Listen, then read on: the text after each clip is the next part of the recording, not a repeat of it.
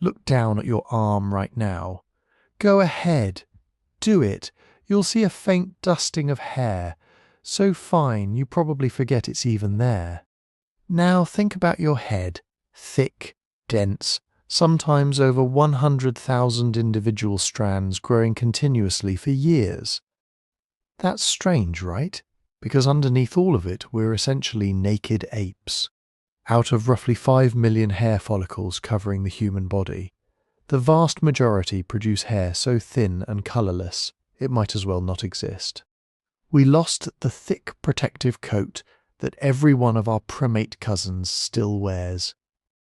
Chimpanzees have it, gorillas have it, every monkey swinging through every forest on Earth has it.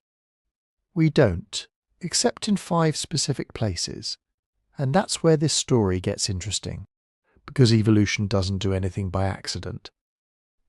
If losing body hair was so beneficial that it happened across our entire species, why did certain regions get to keep theirs? Why does hair explode into thick growth on the scalp, but stay wispy everywhere else? Why do eyebrows and eyelashes hang on when arm hair basically gave up?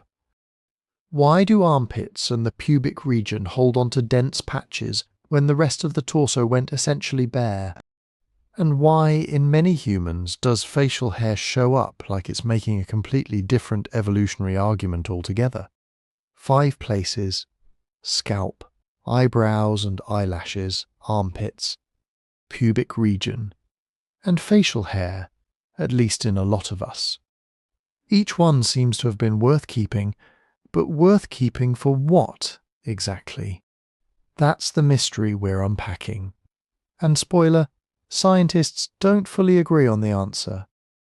Some researchers point to heat regulation, the idea that losing body hair let us sweat efficiently and chase prey for miles under the brutal African sun while our fur-covered cousins overheated and gave up. Others focus on parasites, arguing that a thick coat of hair is basically a 5-star hotel for ticks, lice and disease-carrying insects, and losing it made us healthier. Still others bring up protection, arguing the hair. We kept shield-sensitive areas from friction, debris or sun damage. And then there's attraction and communication. The idea that some of this hair might have stuck around simply because it made us more noticeable, more expressive, more attractive to potential mates. Heat, parasites, protection, attraction, 4 completely different explanations. And we haven't even gotten to all of them yet. Which one is right? Maybe all of them, working together in ways scientists are still piecing apart. If you're listening to this to fall asleep, that's exactly why I make these. So subscribe maybe and tell me where you're listening from and what time it is there. I love seeing this pop up. Someone's winding down in Tokyo while someone else is just waking up in Toronto, all listening to the same story about human hair. It's a small reminder of how connected we all are, wherever you're tuning in from. If you want this without any ads or music breaking up the story, follow along on Spotify. It's completely ad-free and distraction-free over there. And if you've got 30 seconds, a 5-star review is honestly the best way to support this channel. Links in the description, so let's dig into the evidence. What we know, what we strongly suspect, and what remains hotly debated among the scientists still trying to solve this very human puzzle. Let's start with a word that's going to matter a lot for the rest of this video. Terminal. Not terminal like an airport. Terminal like a category. Scientists divide human hair into 2 basic types. Vellus hair, that's the fine, short, barely pigmented fuzz covering most of your body, the stuff you saw on your arm a minute ago. And terminal hair, the thick, long, deeply rooted stuff that grows in specific patches. Every hair follicle on your body has the potential to produce either type, depending on genetics, hormones, and location. Vellus follicles are basically follicles running on low power mode. Terminal follicles are the same equipment cranked up to maximum output. This distinction matters because it changes the entire question we're asking. We didn't lose hair follicles. We kept almost all 5 million of them, same as our primate relatives. What changed was which follicles got switched from terminal production to vellus production, and which ones kept running full blast. So when people say humans are hairless, that's not quite right. We're covered in hair. It's just running in whisper mode almost everywhere, except 5 specific zones where evolution decided to keep the volume turned up. So what exactly are those 5 zones? Let's define them properly, because the boundaries matter more than you'd think. First, the scalp. Dense, continuously growing, thick terminal hair covering the top and back of the head. This is probably the most universal of the 5. Nearly every human population, regardless of ancestry, retains thick scalp hair, though texture, colour and growth patterns vary enormously. Second, eyebrows and eyelashes.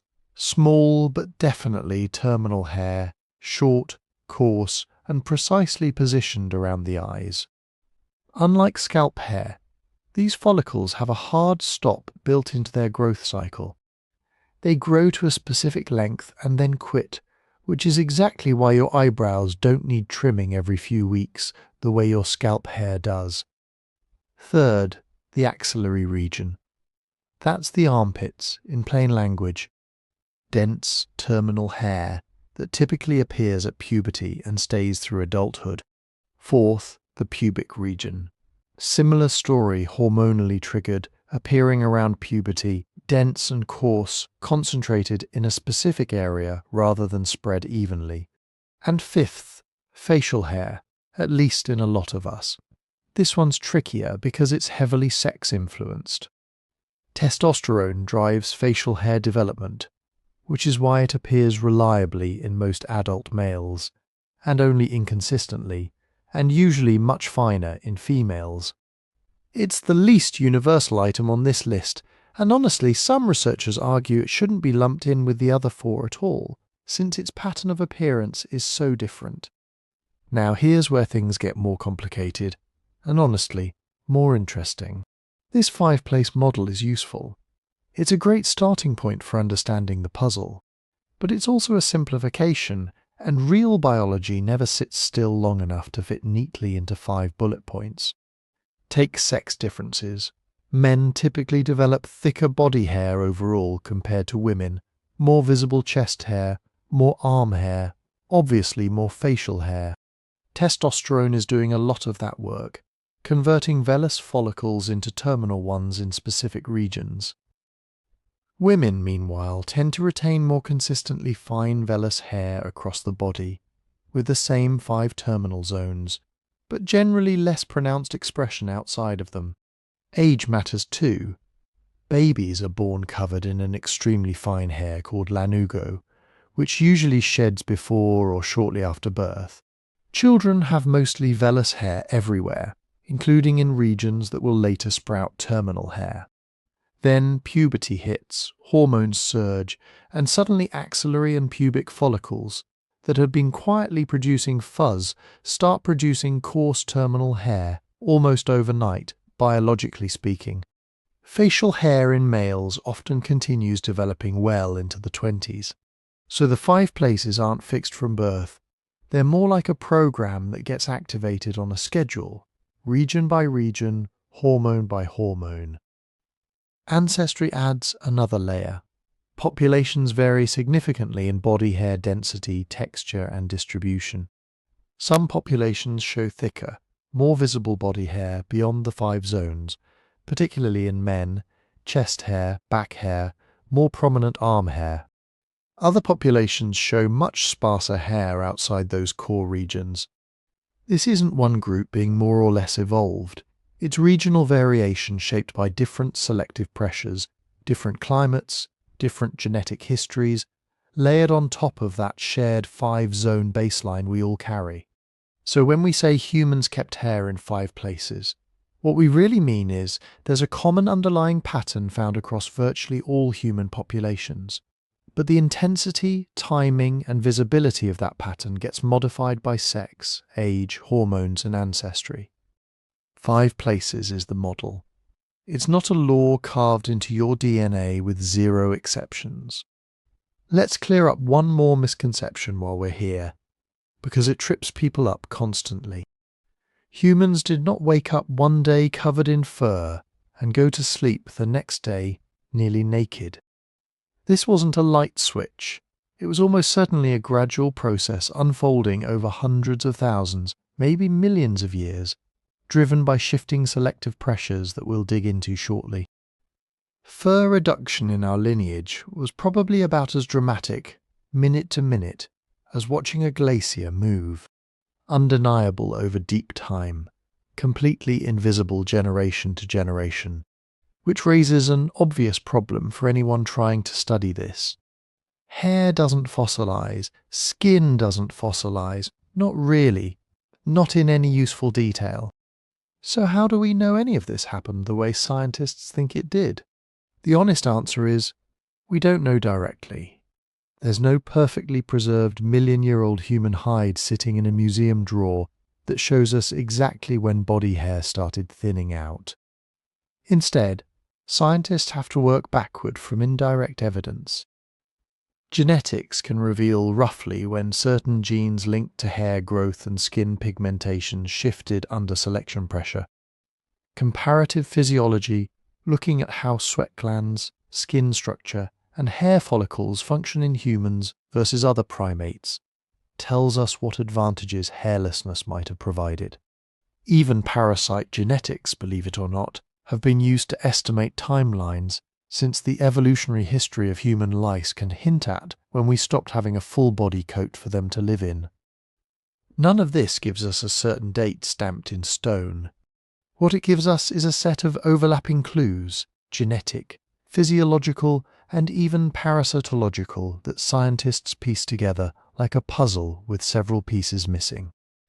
And that's exactly the kind of evidence we're about to dive into next, starting with the question of timing itself. When did this whole transformation actually begin? If you ask 10 anthropologists when humans lost their fur, you won't get one clean answer. You'll get a cluster of overlapping dates, each one anchored to a different line of evidence, each one wrapped in a lot of probably, roughly, and it depends what you mean by lost. To make sense of it, you have to zoom out to the scale evolution actually works on. Start with the big picture. Our story doesn't begin with Homo sapiens. It starts back in the hominin lineage, when our ancestors were still more ape-like than human-like, moving through forests, not across open savannas. As long as you're living in shaded woodlands, staying relatively small, and not running marathons in the midday sun, a full fur coat is a pretty good deal. It protects against insects, buffers temperature swings, and doesn't really get in the way. That basic ape blueprint probably held for millions of years. Then the habitat changed. Between about 5 and 2 million years ago, large chunks of Africa went through cycles of drying and cooling. Forests fragmented, grasslands spread. Our ancestors started spending more and more time in open country, walking upright, travelling longer distances, foraging, and eventually hunting in exposed, sun-baked landscapes. That's the moment where a thick insulating coat becomes less obviously helpful. A body covered in dark fur under direct equatorial sun starts to look like a mobile solar panel. If you want to stay active during the hottest parts of the day, fur starts to become a problem you need to solve. This is where the timeline debate really begins. Because hair doesn't fossilize, scientists reached for something that does: parasites. Specifically, lice. Modern humans host several different lice lineages. One of them, head lice, lives in scalp hair. Another, body lice, lives almost entirely in clothing.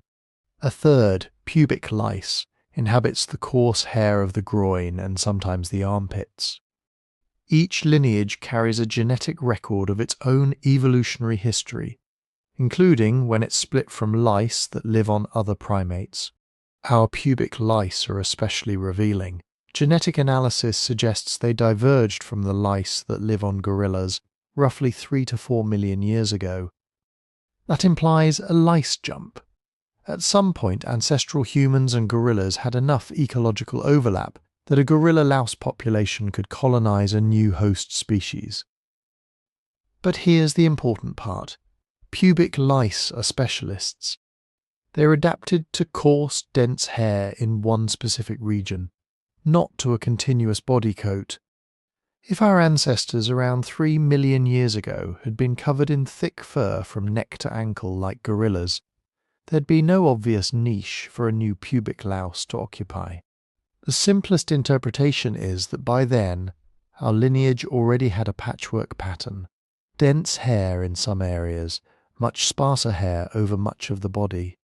So one camp of researchers argues that substantial body hair reduction might have started surprisingly early, perhaps in Australopithecus or early Homo, long before our genus took on its fully human-like body proportions.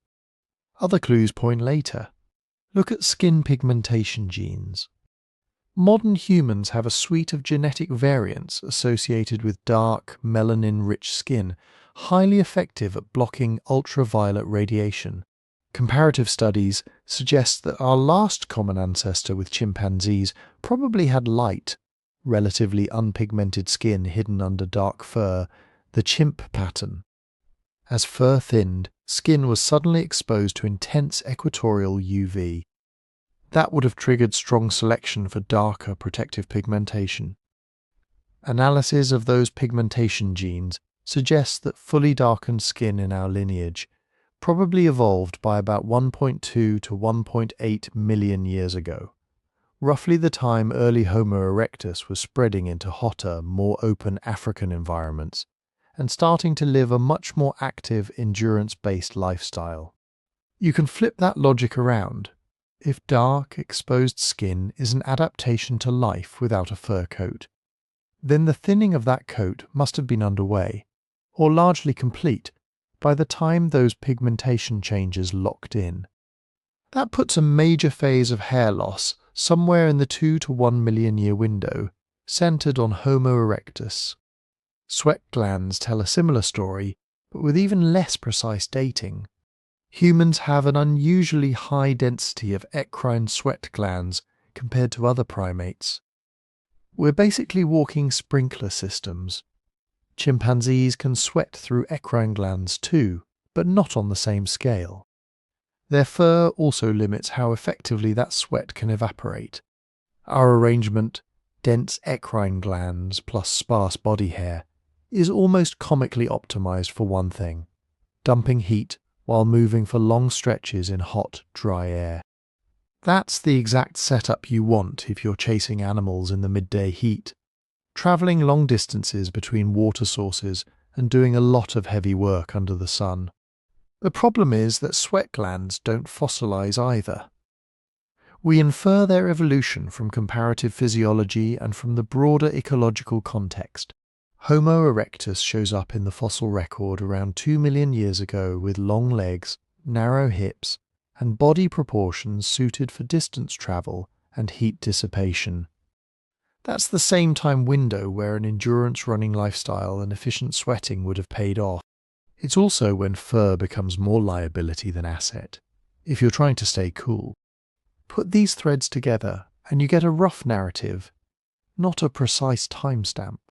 One view, leaning on pubic lice divergence, says initial reduction of body hair might have started over 3 million years ago with our ancestors moving into more open habitats, but still retaining thick hair in key patches. Another view, leaning on pigmentation genes and Homo erectus anatomy, says the big shift to a mostly hair-sparse body combined with darkened skin and high eccrine density probably crystallized between about 2 and 1 million years ago.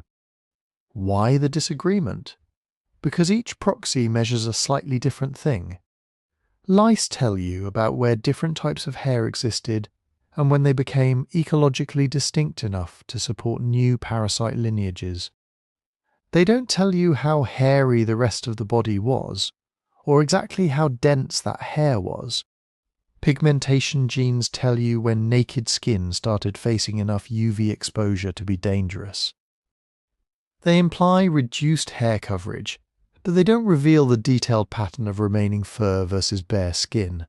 Sweat gland inferences tell you about heat management strategies, but not which follicles were still pumping out terminal hair.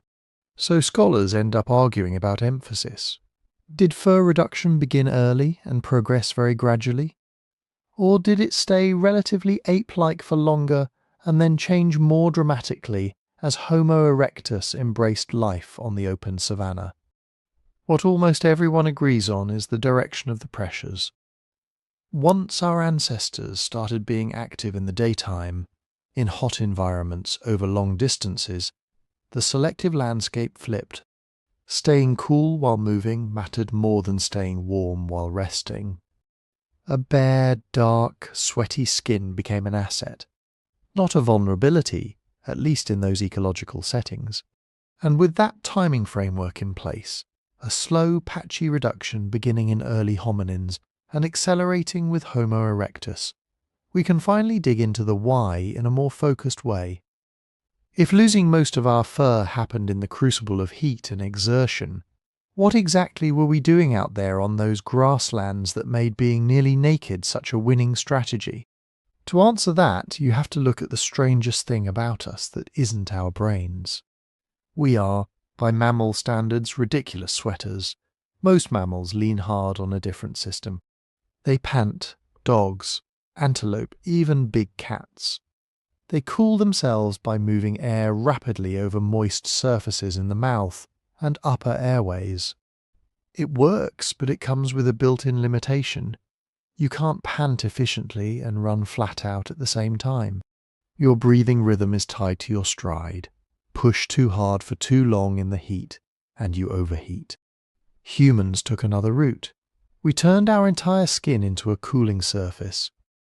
All mammals have eccrine sweat glands, but in most species they're sparse and limited to certain areas: paws, noses, a few hairless patches.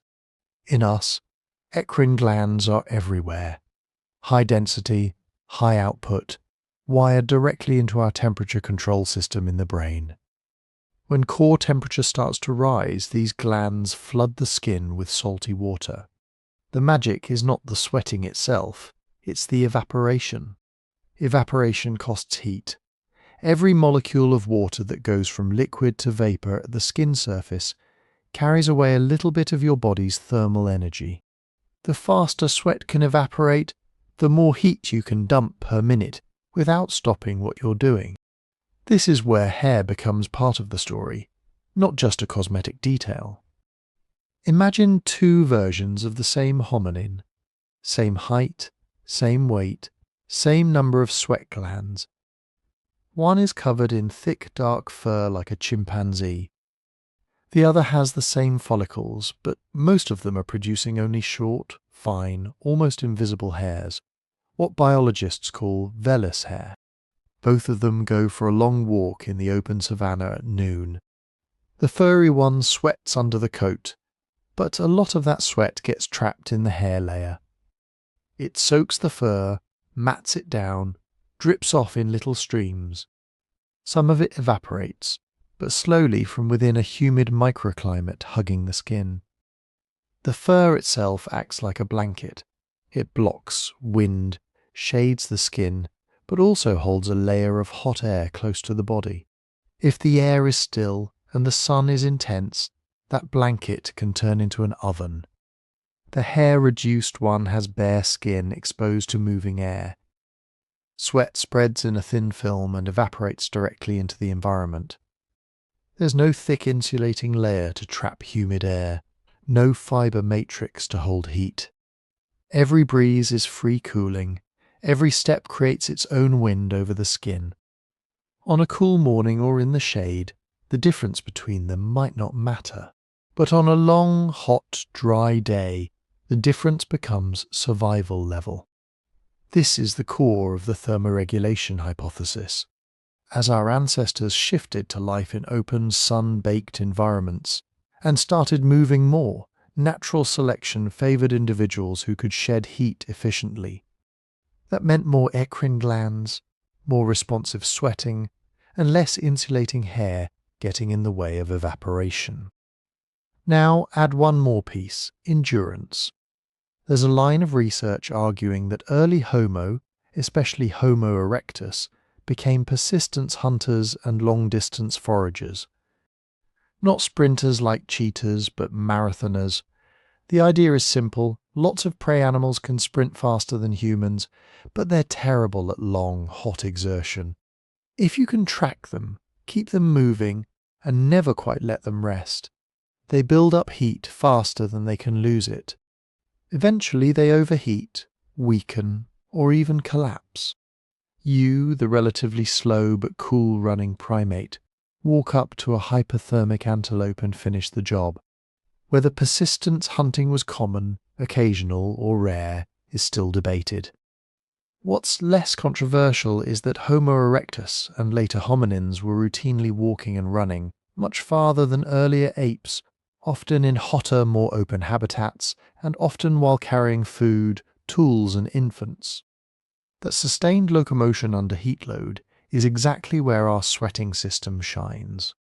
Other mammals in those environments have to time their activity, hunt at dawn and dusk, rest in shade at midday, drink whenever they can. An animal that can stay active through the hottest hours of the day has access to a different ecological niche, different prey windows, different foraging patterns, different routes across the landscape.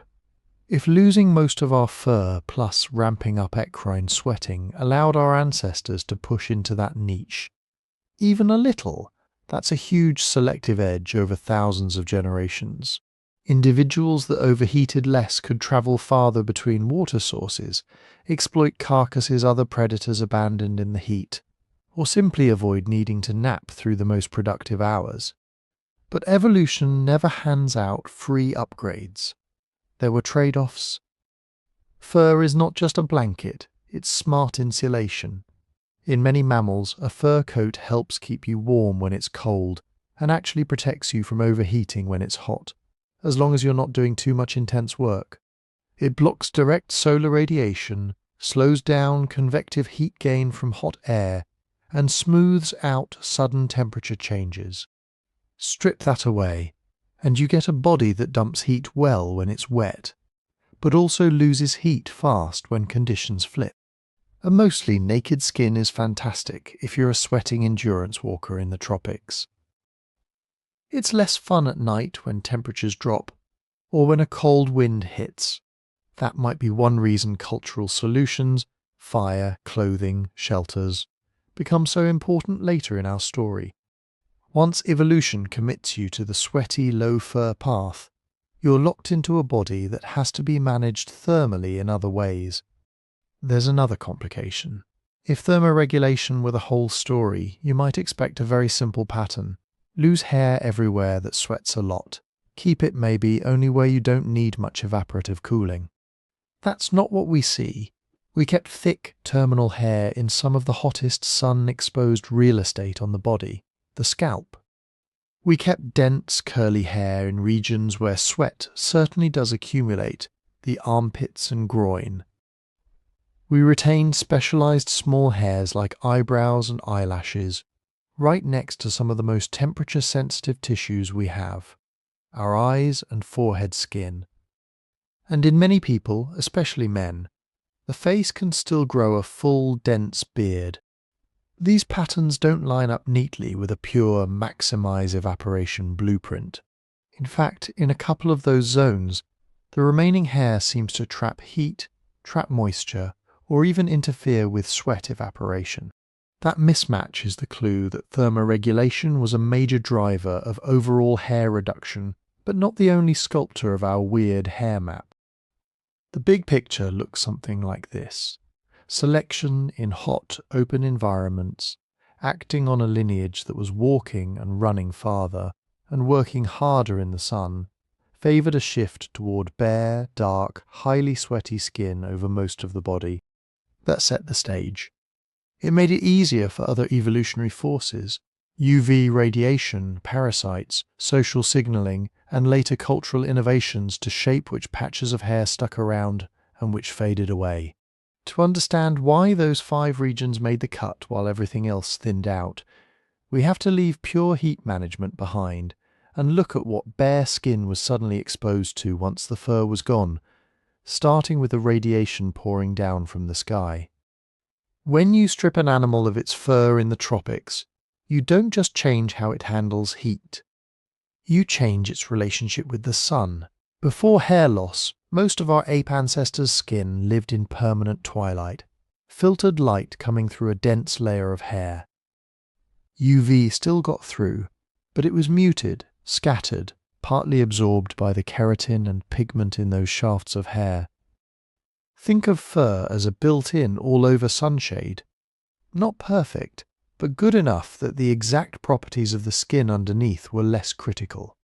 As hair thinned and shrank into vellus fuzz over most of the body, that shield went away. Suddenly, sunlight, especially ultraviolet radiation, was hitting bare skin directly, all day, every day, in equatorial Africa. That created a new problem. You can't be a high-sweat, high-activity, mostly naked primate in the tropics without solving the UV question. UV radiation is a strange double-edged sword. A little bit is essential, too much is catastrophic. On the helpful side, UVB light hitting the skin kicks off the chemical reaction that makes vitamin D. Without enough vitamin D, bones don't mineralize properly. In growing children, that means rickets, bowed legs, fragile skeletons, pelvic deformities that can make childbirth lethal. In adults, it means weakened bones and compromised immune function. On the harmful side, UV breaks things. It damages DNA. It creates mutations that, accumulated over time, can lead to skin cancers. It degrades folate, a B vitamin that your body uses to build DNA and form red blood cells, and that developing embryos use to form neural tubes, the basic scaffold of the brain and spinal cord. Low folate levels in pregnant women today are associated with severe birth defects.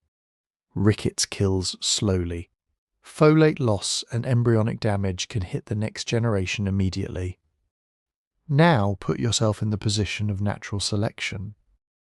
Our ancestors are running around in open, high UV habitats, with hairless or nearly hairless skin. They need enough UV penetrating the skin to make vitamin D.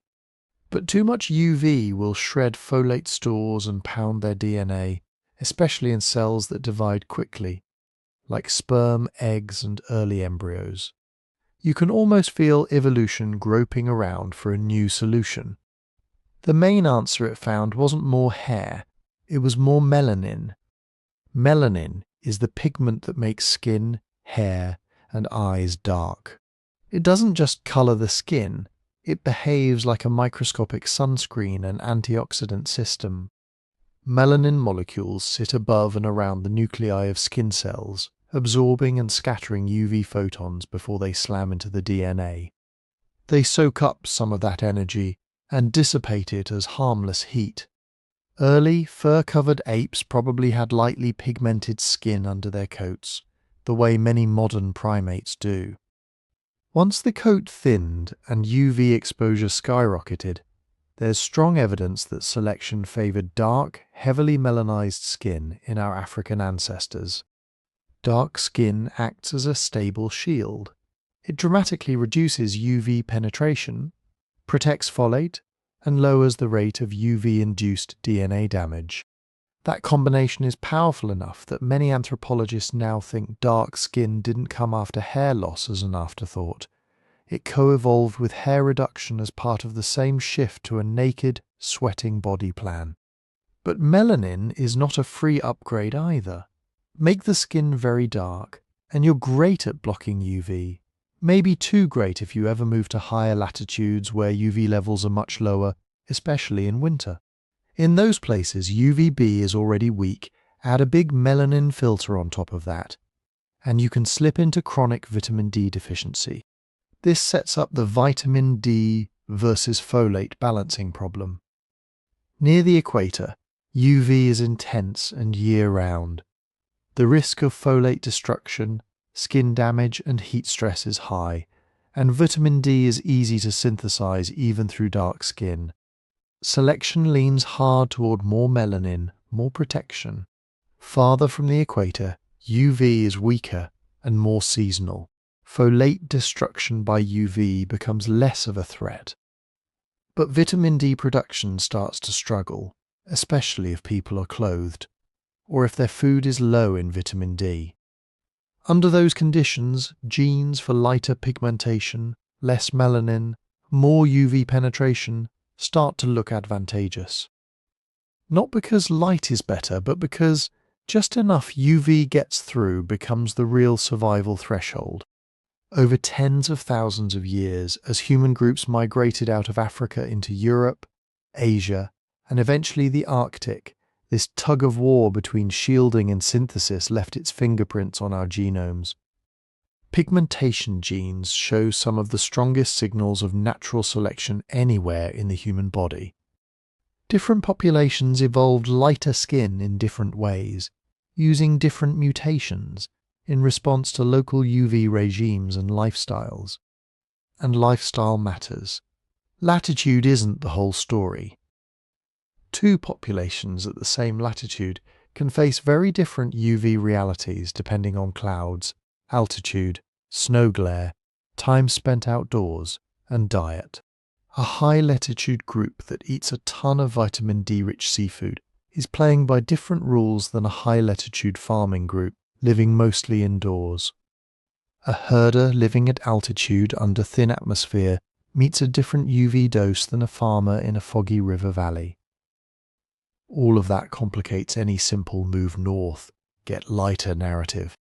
Pigmentation, like hair, is a layered adaptation, tuned not just to where you are on the globe, but to how you live there. There's another twist. Once hair stopped doing most of the shielding, skin itself had to step up in more ways than just pigment. Bare skin is not just a painted canvas, it's a living barrier and an immunological front line. With fur gone, the outermost layers of the epidermis, especially the stratum corneum, became the primary defense against UV, dehydration, and microbial invasion. The architecture of that barrier, the mix of lipids between skin cells, the way damaged cells are recognized and replaced, the local immune sentinels scanning for trouble, all of this came under new levels of selective pressure. Some researchers argue that the same period that saw major shifts in hair and pigmentation also saw refinements in our skin's immune surveillance. UV doesn't only damage DNA, it also tweaks immune responses, sometimes suppressing them. A mostly naked hominin under high UV load would need skin that could handle constant low-grade damage, repair it, and flag truly dangerous lesions for immune attack before they turned into lethal cancers. Think of it as a package deal: less hair, more sweat, darker pigment, tighter barrier, more vigilant skin immunity. Evolution wasn't just asking why lose hair, it was also being forced to answer, once you've lost it, how do you not die of sun, infection, and dehydration? That distinction matters. Thermoregulation and foraging pressures may have pushed our ancestors toward hairlessness. UV, vitamin chemistry, and skin biology then decided which lineages could actually survive that gamble over the long haul, and which ones blinked out. By the time later humans began leaving the tropics, they weren't just naked apes. They were specialists in managing a delicate trade-off between light, pigment, and physiology trade-offs that would keep shifting as parasites, pathogens, and our own social behavior entered the picture. Once you strip the fur off an animal in the tropics, you don't just change its relationship with heat and sunlight. You change its relationship with everything that lives on, in and under that fur. Dense body hair is fantastic real estate for ectoparasites, ticks, fleas, mites, and in primates especially, lice. It's warm, humid, and sheltered from direct sun, It traps flakes of skin, sweat residues, dried blood, all the tiny bits of organic matter that make up a parasite buffet. For most mammals, that's just part of the deal. They have thick skin, fast-growing coats, and immune systems that have been fine-tuned over millions of years to live in constant low-grade warfare with their parasites. A healthy level of grooming by tongue, claws, or social partners keeps the load down to something they can tolerate. But our ancestors were trying to do something unusual. They were turning into high-endurance, long-range walkers and runners in hot, open environments. They were pushing their bodies hard, day after day. Under those conditions, parasites aren't just annoying.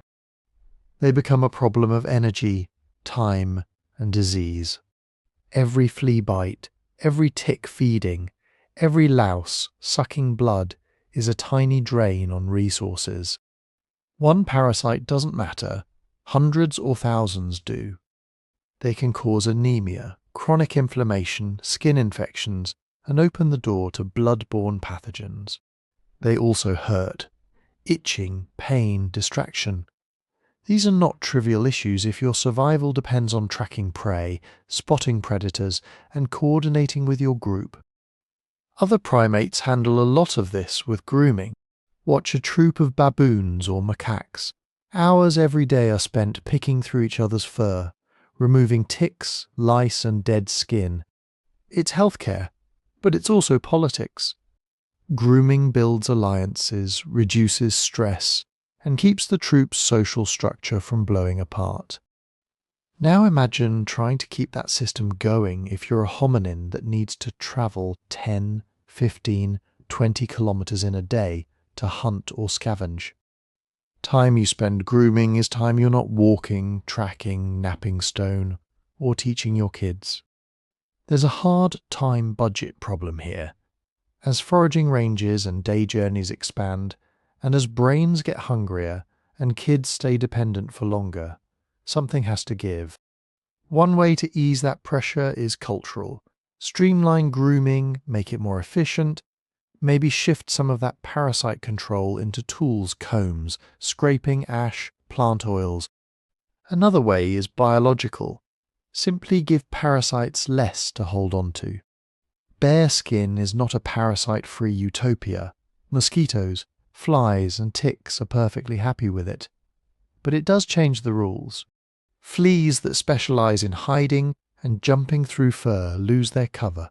Ticks that wait for a host on grasses have a harder time latching on unnoticed if there's no thick coat to disappear into. Lice that cling to hair shafts suddenly have fewer hair shafts to cling to. Primate comparisons back this up in a broad, if not airtight way. Species with dense, long fur tend to host very specialized suites of lice and other ectoparasites. Those parasites often track host evolution extremely closely. Each primate species can carry its own signature louse lineages. When fur density or length changes, parasites often have to adapt, shift niches, or go extinct. Parasite ecology is that sensitive. Humans, somewhere along the way, took a radical path, reduced terminal body hair across most of the surface, keep it thick only in a few strategic zones. One plausible consequence of that shift is a reduced average burden of fur-dependent parasites on the arms, legs, torso, and face. That could mean fewer skin lesions, less energy siphoned off to chronic infections, and less time lost to group grooming. The selection pressure here doesn't have to be dramatic in every generation. If slightly less hairy individuals or groups with sparser coats are bitten less often by infected ticks or lice that carry dangerous pathogens, they might suffer fewer outbreaks of epidemic disease. Over hundreds of thousands of years, that kind of statistical edge can matter. But the parasite story isn't that clean. Our own lice make that obvious. Modern humans don't have just human lice.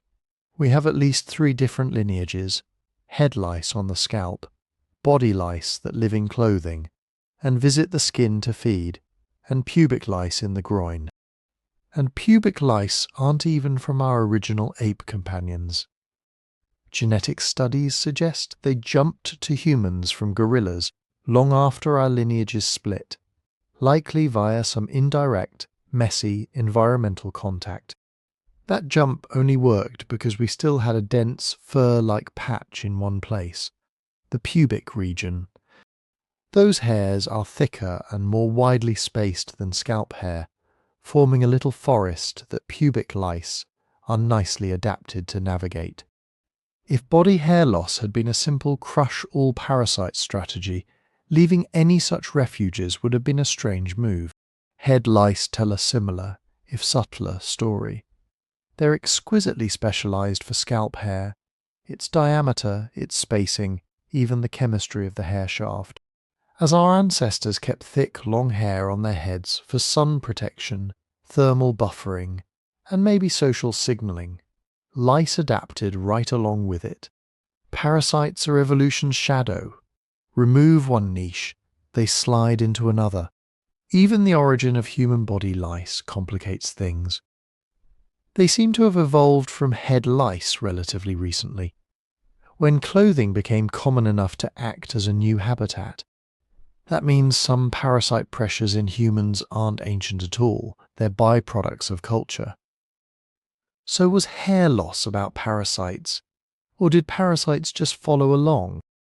The most cautious reading is this: ectoparasites and the diseases they carry probably contributed to the selection pressures favouring a mostly hairless body, especially once our ancestors started living in big, more permanent camps, sleeping in the same places night after night, and ranging widely through tick and flea-ridden habitats. Less fur plus more effective sweating, plus more sun on the skin may have together created conditions that parasites, especially fur specialists, didn't love. But the pattern of hair we ended up with, thick on the scalp, in the armpits, and in the groin, sparse almost everywhere else, tells you parasites weren't the only players. Those remaining hairy zones created new microhabitats, and parasites happily colonized them. Evolution wasn't running a clean anti-parasite optimization algorithm. It was juggling multiple problems at once: heat, UV, social behavior, mating and disease. In that juggling act, parasite reduction looks less like the main reason we lost our fur and more like a powerful bonus. A side effect that, once it appeared, helped lock in the naked, sweating body plan by trimming at least some of the biological costs of being a large, hot mammal in a parasite-rich world.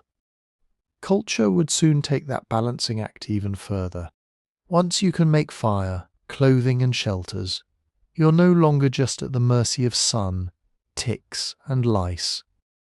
You're starting to rewrite the rules that made hair such a critical adaptation in the first place. Fire comes first in most versions of this story, and for good reason. A body wrapped in fur can stay warm at night by doing what other mammals do: huddling, finding sheltered spots, maybe diving into burrows or dense vegetation. But once a lineage starts running hot during the day, literally overheating from long-distance walking and hunting in the sun, it faces a brutal trade-off. Thick fur is great at keeping heat in when it's cold. It's also great at keeping heat in when you're desperately trying to get rid of it. Controlled use of fire offers a way out. You can afford to strip down your daytime insulation if you have a way to make up the difference at night. A bare-skinned animal in a high, open, windy savanna would be in serious trouble once the sun went down unless it could sleep next to embers, tuck into a rock shelter warmed by coals, and dry out its skin and gear beside flames. Evidence for reliable, repeated fire use appears in the archaeological record well before we see clear signs of clothing. In broad strokes, it looks like hominins learned to control fire hundreds of thousands of years before they wrapped themselves in tailored hides. That timing matters for hair. If early humans could already offset nighttime cold with fire and crude shelters, overhangs, windbreaks, packed communal sleeping areas, then natural selection had more room to experiment with daytime hair loss in hot environments. Losing fur no longer meant automatic death every time the temperature dipped. Culture, in the form of fire, was starting to buffer the climate. Clothing takes that buffering and turns it into a full-blown strategy. No one knows exactly when hominins first started draping themselves in skins or plant fibers. Simple wrappings leave almost no trace, but genetic studies of our clothing, lice, the ones that live in garments, not on the scalp, suggest they split from head lice sometime between roughly 100,000 and 200,000 years ago. That implies clothing had become common enough by then to support a permanent parasite population. By that time, our lineage was already largely hairless on the body, so clothing didn't start the hair loss process. More likely, it amplified and stabilized it. Think about what clothing does that fur can't. Fur is stuck to you. Clothing can come off when it's hot and go on when it's cold.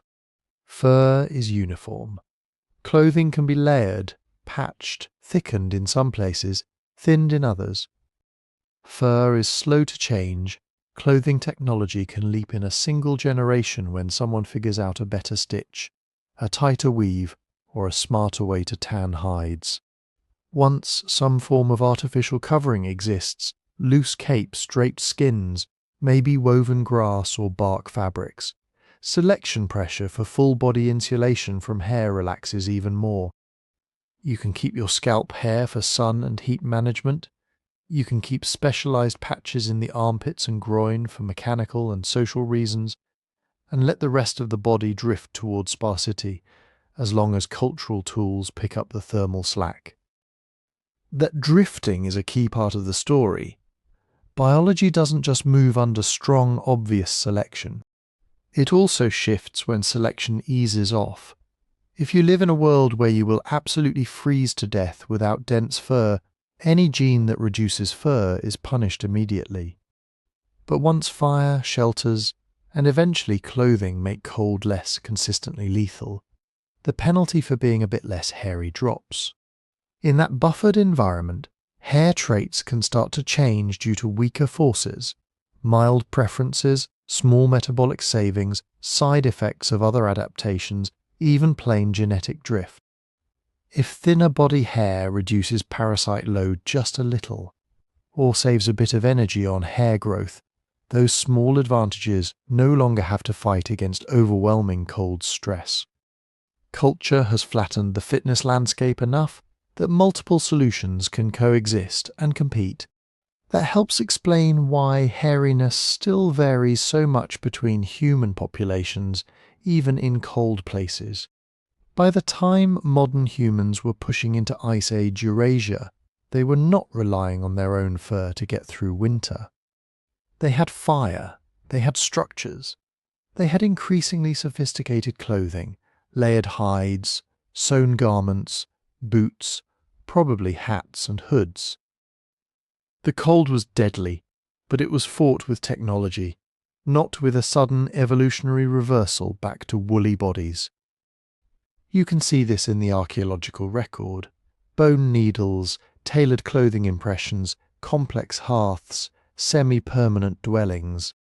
These innovations are what let a tropically evolved, mostly hairless primate live at sub-zero latitudes, not a burst of new body hair genes. That doesn't mean hair stopped evolving altogether. Local climates, diets, and histories still shaped patterns of hair density and texture. Some groups in colder, drier regions tend, on average, to have thicker body hair than groups in humid tropical zones, though the pattern is messy and overlapped. But the variation is modest compared to what you'd expect if we were trying to rebuild a fur coat from scratch.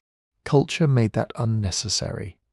Being very slightly hairier, or less hairy on your chest or legs, just didn't determine survival once you were wrapped in animal skins beside a hearth. There is one more twist. Clothing is not just insulation, it's also a social technology. What you wear can signal group identity, status, age, gender, ritual roles. Once garments start doing that kind of social work, the exposed patches of skin and hair, The face, the hands, the scalp, the armpits and groin, when uncovered, become even more important as zones of communication. Selection on those remaining hair patches could intensify at the same time selection on the covered body fades. In other words, fire and clothing didn't just help us lose our fur. They helped shift where hair mattered. They turned most of the body into a canvas for fabric and ornament, while leaving a few strategic locations as prime real estate for evolution to keep tinkering with. Places where hair still played jobs, clothing couldn't fully replace. Shading a swollen brain, guarding vulnerable mucous membranes, managing friction, and sending chemical and visual signals at exactly the right spots. And nowhere is that clearer than on the top of your head.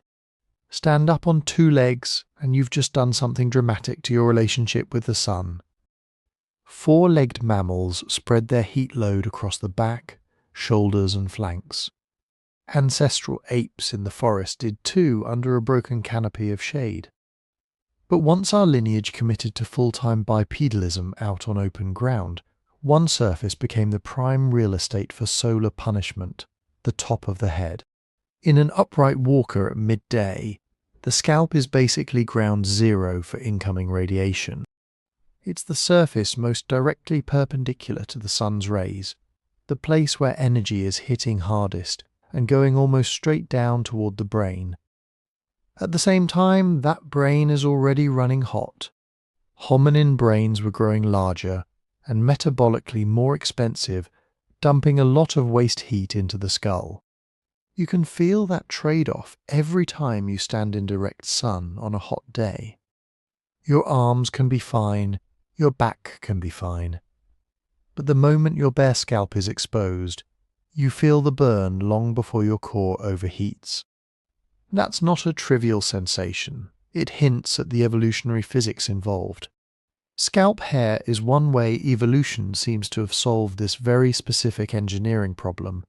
How do you protect a heat-sensitive, UV-vulnerable organ sitting right under the most sun-exposed patch of skin without turning the whole body back into a fur-wrapped oven? A covering of hair on the head does a couple of things at once. First, it cuts down direct solar radiation. Even a relatively thin mat of hair can break up the intensity of sunlight hitting the scalp, turning a concentrated beam into scattered, partially absorbed, partially reflected light. That matters not just for burning, but for UV damage. Melanin in the skin can help defend against ultraviolet rays, but a dense neural control center is not something you want to expose to constant high-energy bombardment if you can help it. Hair adds a physical shade layer on top of the chemical shield of pigmentation. Second, scalp hair changes the way heat moves into and out of the head. Bare skin under a vertical sun soaks up energy rapidly. Your body then has to push that heat away through blood flow, sweating, and eventually radiating it off again. A hair layer can reduce how much solar heat gets into the system in the first place, especially when the hair sits as a loose, airy layer above the skin. Think of it less like a tight wool cap and more like a sun umbrella made of keratin. Crucially, this shading on the scalp doesn't have to interfere much with the rest of the body's new cooling system. Once the torso, arms and legs have lost their fur, sweat can evaporate freely over most of the body surface. That's where the serious heat dumping happens. You can afford to compromise a little bit of evaporative cooling on the top of the head if it means dramatically cutting the incoming heat up there. The rest of the skin can stay wide open for maximum sweat efficiency. That's why some researchers frame scalp hair as a kind of thermoregulatory compromise. Keep one local patch of insulation in the place getting blasted, while stripping insulation almost everywhere else so the new sweating-based cooling system can work at full power. Of course, this leads straight into an ongoing debate. Does hair on the head actually help you stay cooler overall, or does it just trap heat and make you feel hotter? Modern studies trying to answer this are surprisingly tricky. People differ in hair thickness, curl, colour and density. Climates vary in humidity and wind, but a few consistent patterns show up. In experiments and models that compare bare versus hairy scalps under strong sun, a hair layer tends to reduce net heat gain from radiation, especially with tightly curled or frizzy hair that forms a kind of raised canopy. The skin under the hair often stays cooler than bare skin under identical solar load. At the same time, total evaporative cooling from the scalp is somewhat reduced because sweat has to move through the hair layer to evaporate fully. So you get a trade-off, slightly less evaporative cooling locally, but significantly less solar heat coming in. When you add the rest of the body into the picture, huge areas of bare, sweating skin below, the balance appears to favour keeping the scalp covered in hot, sunny environments, particularly during peak radiation at midday. And that seems to fit with a broader pattern. In many equatorial populations, hair tends to be darker and more tightly curled. Dark hair absorbs more radiation at the hair surface. Tight curls lift that absorbing layer off the scalp, allowing air to circulate under a sort of built-in parasol. The hair may heat up, but the scalp beneath is shielded and can still radiate some heat into the moving air. The scalp isn't just dealing with heat and UV though. It's also at the front line of mechanical exposure.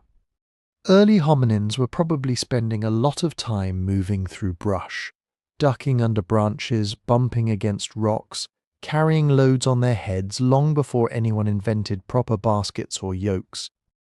A layer of hair on the scalp provides low-cost padding. It blunts minor impacts, diffuses the force of light blows or scrapes, and may help reduce skin damage from constant friction.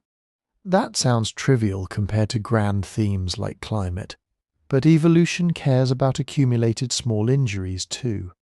Chronically damaged or infected scalp tissue is not ideal when it sits directly above your central nervous system. A cheap, self-renewing cushion of hair is a reasonable hedge. Once culture enters the picture, hats, shelters, portable shade, you might expect this whole system to become obsolete. If you can just sew a hood or weave a sun hat, why bother with biologically expensive hair? The answer is that the pressures don't vanish all at once, and by the time they weaken, hair is no longer just a thermal and protective device. It has started doing social work too. Long, visible scalp hair is extremely rare among mammals. In humans, especially in many women, but also in men in some populations, head hair growth can continue for years. That's far beyond what's needed to block UV or cushion bumps. Waist-length hair doesn't shade your scalp any better than a short, dense mat. This suggests that once a basic, functional level of scalp hair was in place, and body fur had mostly receded, sexual and social selection could start to play with it. Hair length, texture and colour become signals, cues of age, health, hormonal state, group affiliation, even individual identity. In a world where clothing covers much of the body, the head remains an exposed, highly visible billboard. It's easy to see how traits that first evolved for heat management and brain safety could later be co-opted as displays. Shiny, thick, well-kept hair might correlate with good nutrition and low disease burden. Different styling traditions could mark membership in particular communities. Preferences for certain hair types could feed back into mate choice. By then, the core utilities, shade for a big hot brain under a brutal sun, a bit of padding against everyday knocks are still there. But they've been layered with meaning. Scalp hair stops being just an environmental adaptation and becomes part of the way humans communicate who they are, long before anyone says a word. The other surviving hair patches follow similar arcs, each with its own balance of physics, biology and signalling. The next ones are smaller, but no less revealing. The arches over your eyes and the tiny bristles that line their edges. If scalp hair is like a built-in umbrella, eyebrows and eyelashes are more like precision-engineered gutter systems and tripwires for your eyes. Start with the brutal basics. Eyes are wet, soft, and exquisitely vulnerable. They don't have a tough outer layer of keratin like skin. They can't just scab over and wait for repairs. A single grain of sand in the wrong place can scratch the cornea. A smear of salt-heavy sweat can sting so badly you reflexively clamp your eyes shut. On a hot, hairless, constantly sweating body, that's a potentially lethal design flaw. Eyebrows look decorative now, but mechanically they solve a very specific problem. How do you pour sweat off a vertical forehead without letting it run straight into the eye sockets? Those short, stiff hairs don't work alone. They're embedded in a little ridge of bone and skin that arches over the eyes. Together, the shape of the brow ridge, the angle of the hairs, and the texture of the skin create a miniature hydrology system.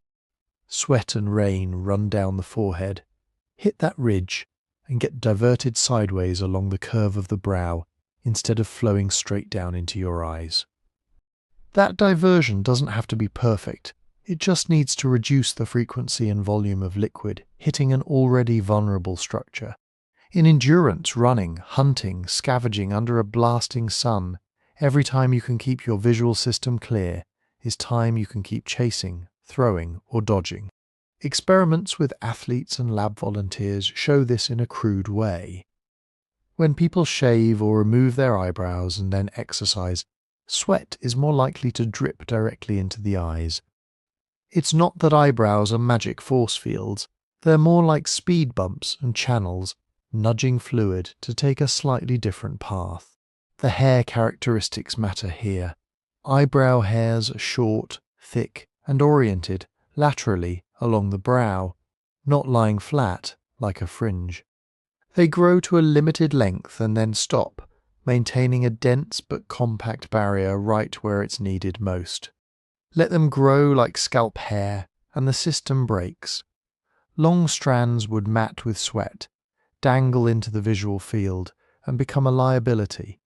Eyelashes tackle the same basic challenge from the final line of defense, the rim of the eyelid itself.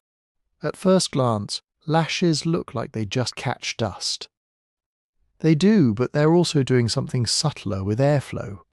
When air moves across the surface of your eye, it can carry microscopic particles, evaporate the tear film too quickly, and dry out sensitive tissue.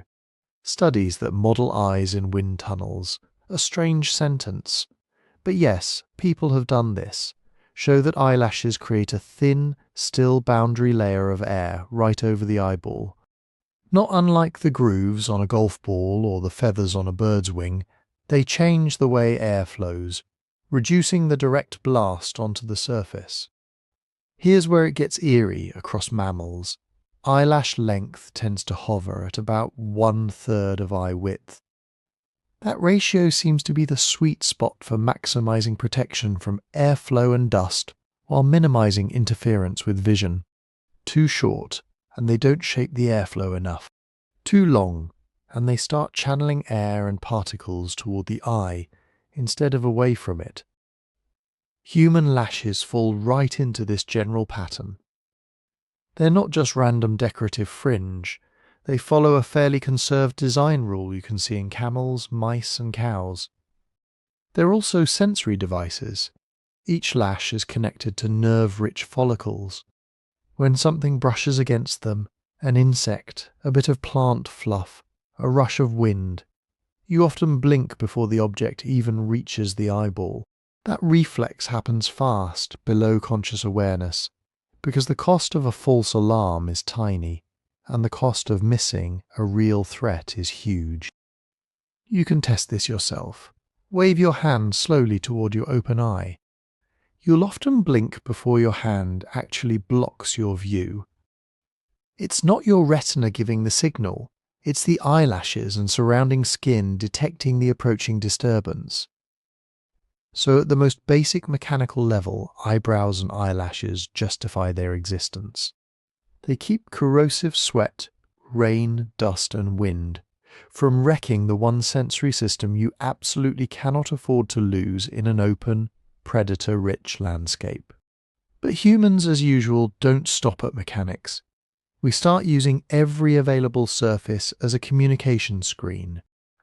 Think about what happens to a bare face when you remove the eyebrows. People look off, harder to read, harder to recognize. That's not just a vibe, it's been tested. Psychologists have run face recognition experiments where they show people photographs with eyebrows digitally removed or altered. Across cultures, participants find it noticeably more difficult to identify familiar faces or judge emotional expressions when the brows are missing, even if eyes, nose, and mouth are unchanged. Eyebrows carve sharp contrast lines onto the upper face. Against lighter skin, dark brows create a high-contrast horizontal bar against darker skin. The brow shape and motion still stand out because the hairs catch light differently than bare skin. That crisp boundary gives the brain clean edges to latch onto when it's scanning for identities and expressions. Evolution loves anything that sharpens social information. Our ancestors were living in small groups where subtle shifts in emotion, fear, anger, skepticism, amusement could mean the difference between inclusion and exile, alliance and conflict. Eyebrows amplify those signals, raise them, and the upper eyelid lifts, exposing more white of the eye. Surprise, interest, sometimes fear. Knit them together, and you get anger, concentration, or confusion. Angle them asymmetrically, and you telegraph skepticism or playfulness. Tiny, rapid changes in brow position combine with eye shape to create a rich vocabulary of micro-expressions. Cross-cultural studies suggest that while eyebrow grooming norms vary wildly, plucked, thick, shaved, tattooed, the underlying movements are widely understood. People from different societies can usually read basic emotional information from brow and eye combinations, even when they're looking at unfamiliar faces. Lashes participate in that visual framing too. Dark, thick lashes exaggerate the outline of the eye, making the iris stand out, and the sclera, the white, more contrasted. That can make gaze direction and pupil size easier to pick up at a distance. In many cultures, both ancient and modern, people have deliberately darkened or extended their eyelashes, not to help with dust, but to boost this visual framing effect. So you get a layered payoff. At the foundation level, you've got utilitarian hardware, gutters, wind baffles, and tripwires protecting a fragile optical sensor. On top of that, evolution and culture stack signaling functions, high-contrast frames that turn the upper face into a high-resolution display for emotion, intent, and identity. The specific design of these hairs makes that double role possible. They're short and stiff, so they don't sag into the visual field. They're dense and tightly localized, so they create strong contrast lines without turning into furry masks. Their growth is self-limiting, so they maintain consistent shape without requiring constant trimming in wild environments. And they sit at exactly the right places, above and along the eye margins, where a small amount of keratin can have an outsized impact on both protection and perception. Once most of the body's hair was stripped away in favor of sweating and cooling, these tiny surviving patches became even more conspicuous. On a largely bare face, a dark arc of hair over each eye and a fine fringe along the lids stand out dramatically. That makes them perfect raw material for cultural elaboration, plucking, painting, shaving, extending without compromising their basic mechanical jobs. Scalp hair may have been about shielding and padding a swollen, overheating brain. Brow and lash hair are about guarding the windows that brain looks through, and just as crucially about broadcasting what's going on inside that brain to everyone watching. The remaining hair zones push this mix of function and signal even further. Some of them move away from eyes entirely and down into the shadows of the body, where friction, scent, and microbiomes start to dominate the evolutionary story. If eyebrows are about protecting the windows of the mind, armpit hair is about managing one of the messiest little crossroads in the whole body, a warm, wet, constantly moving skin fold crammed full of glands. Take a second to think about what your armpit actually is, anatomically. It's not just a pit, it's a high-motion joint where your upper arm swings, rotates and presses against the side of your torso hundreds or thousands of times a day. Walking, climbing, throwing, carrying, hugging, wrestling. Every one of those movements means skin-on-skin contact in a place that also happens to be dark, sweaty and rich in bacteria. On a mostly hairless animal that sweats heavily. That's a potential problem. Bare, damp skin rubbing directly against bare. Damp skin is a recipe for friction burns, chafing and micro-tears. If you've ever gone for a long run in a sleeveless top and ended up with raw, reddened underarms, you've basically run a little natural experiment on yourself. Scale that up to daily life without synthetic fabrics, without deodorant, and with hours of walking or running under load, and small irritations start to become chronic wounds. Armpit hair changes that contact geometry. Instead of two flat skin surfaces grinding against each other, you get a layer of fibers between them. The hairs hold the skin slightly apart, reducing the direct area of contact. When the arm moves, much of the sliding happens hair on hair and hair on skin, not skin on skin. Keratin shafts can take abrasion far better than living tissue. The hair also wicks and spreads sweat differently. Rather than forming a smooth film on the skin that acts like a sticky lubricant, sweat and sebum cling to the hairs and break up into droplets and thin films that can lower the tackiness between surfaces and help them glide instead of grab. It's not that armpit hair makes friction vanish, but it can shift it from destructive rubbing to more manageable sliding, especially over the long, repetitive motions involved in endurance travel. This basic mechanical role becomes more important when you add in what else lives there. Human armpits are home to a special class of sweat glands, apocrine glands. They're different from the eccrine glands that drench the rest of your body in clear, watery sweat for cooling.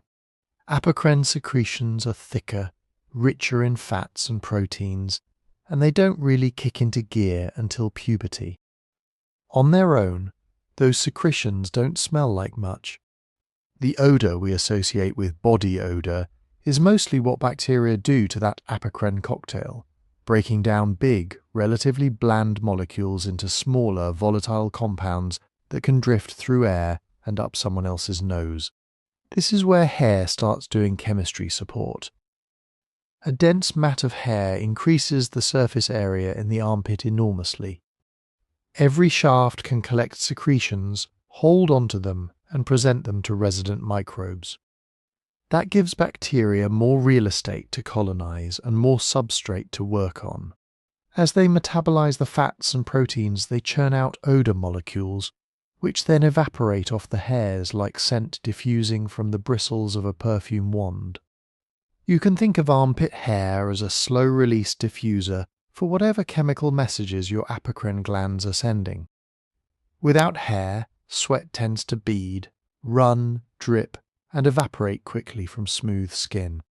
With hair, it lingers, gets processed, and then wafts out more gradually. So what are those messages? Here the story gets speculative, because we can't time travel and sniff our ancestors. But we can look at patterns in many mammals. Apocrine glands and their associated odours are involved in social and sexual signalling, marking territory, identifying group members, advertising reproductive state, or conveying dominance and stress.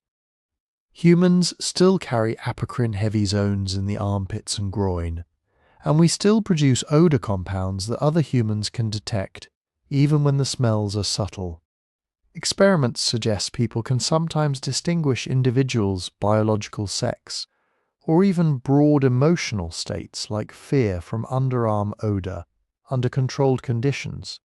There's evidence that some compounds, often labeled chemosignols rather than full-blown pheromones, because the effects are weaker and more context-dependent, can nudge mood or hormone levels in nearby people. But this isn't a simple human pheromone story. The data are messy. Effects are often small, variable between individuals, and sensitive to expectations and culture. There's no single magic molecule that flips a switch from not attracted to attracted. Instead, human scent seems to be one component in a complex social information stream, interacting with visual cues, voice, behavior, and prior experience. From an evolutionary perspective, that's still enough. If armpit odor helped our ancestors track who was nearby, recognize kin, gauge health, or pick up broad cues about stress and reproductive state, even imperfectly, that could matter in small face-to-face groups. In that context, hair that stabilized and broadcast those scents might be favored, especially once most other body hair was gone. The microbiome piece deepens this. Your armpit isn't just you plus sweat, it's an ecosystem. Different bacterial species compete and cooperate there, feeding on eccrine sweat, apocrine secretions, and skin oils. The presence of hair changes what that environment feels like. It alters humidity, airflow, droplet formation, and the physical scaffolding microbes can cling to. Studies comparing hairy and shaved armpits find shifts in which bacteria dominate. Some odor-producing species flourish in hairy pits and decline when hair is regularly removed. Others do the reverse. That means the traits of your armpit hair, density, curl, coarseness, aren't just cosmetic. They help shape which microbial communities thrive, and thus which particular scent profile you end up emitting. In deep time, different scent profiles might have correlated with different health states, immune genotypes, or hormonal conditions. There's some modern evidence that people show slight preferences for the natural scent of potential partners with certain immune gene variants, which could, in theory, promote genetic diversity in offspring. Hair-modulated microbiomes would have been part of that chemical conversation. If that's the biological backdrop, why do humans put so much effort into fighting it? Because culture sits on top of biology, not underneath it. Once you have clothing, soap, perfumes, antiperspirants, razors, and social rules about cleanliness, you can override or mask a lot of whatever selection originally shaped your armpits. Different societies have gone in very different directions with that power. Some cultures historically encouraged strong natural body scent or enhanced it with fragrant oils, treating smell as part of personal presence and sexuality. Others, especially in recent centuries in industrialized societies, have come to treat natural armpit odor as something to be minimized or erased, and armpit hair as optional or even undesirable, more a canvas for grooming norms than a functional tool. What's striking is that, underneath all that cultural variability, the basic trait persists. Nearly all humans still grow terminal hair in the armpits at puberty. The underlying glands are still there.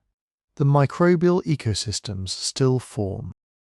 Deodorant companies may wage war on odor, and fashion may dictate shaved or waxed underarms, but evolution doesn't rewrite a trait that quickly just because the last few thousand years of culture had decided it was embarrassing.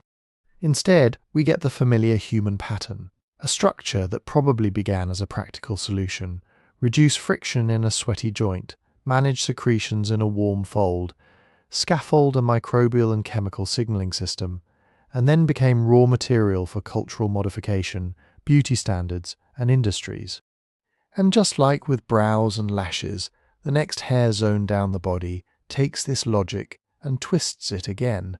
Move from the shoulder joint to the pelvis, from the open air to the most private fold of all, and hair stops being mostly about arm swing and starts being about protection, microbiomes, and signaling at the boundary between self and sexual partner. Slide down from the armpit to the groin, and the landscape changes. But the basic engineering problems don't. You still have a high motion junction. You still have skin folds that get warm, damp, and crowded with glands. You still have bacteria, secretions, and long stretches of walking, running, squatting, and climbing. But now you're sitting on top of the reproductive tract. That ups the stakes. The cost of mechanical damage, infection, or miscommunication in this region isn't just discomfort. It's fertility, pregnancy, and the survival of future offspring. In evolutionary accounting, that's premium real estate, and nature tends to overbuild safety features around premium real estate. Start with the simple physical piece: friction. The skin around the vulva, scrotum, and inner thighs is unusually thin, richly innervated, and highly vascularized. It has to be flexible and sensitive enough for sexual function and childbirth.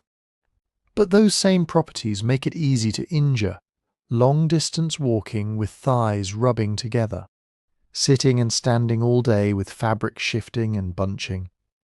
Sex itself, with repetitive contact and pressure on delicate tissue.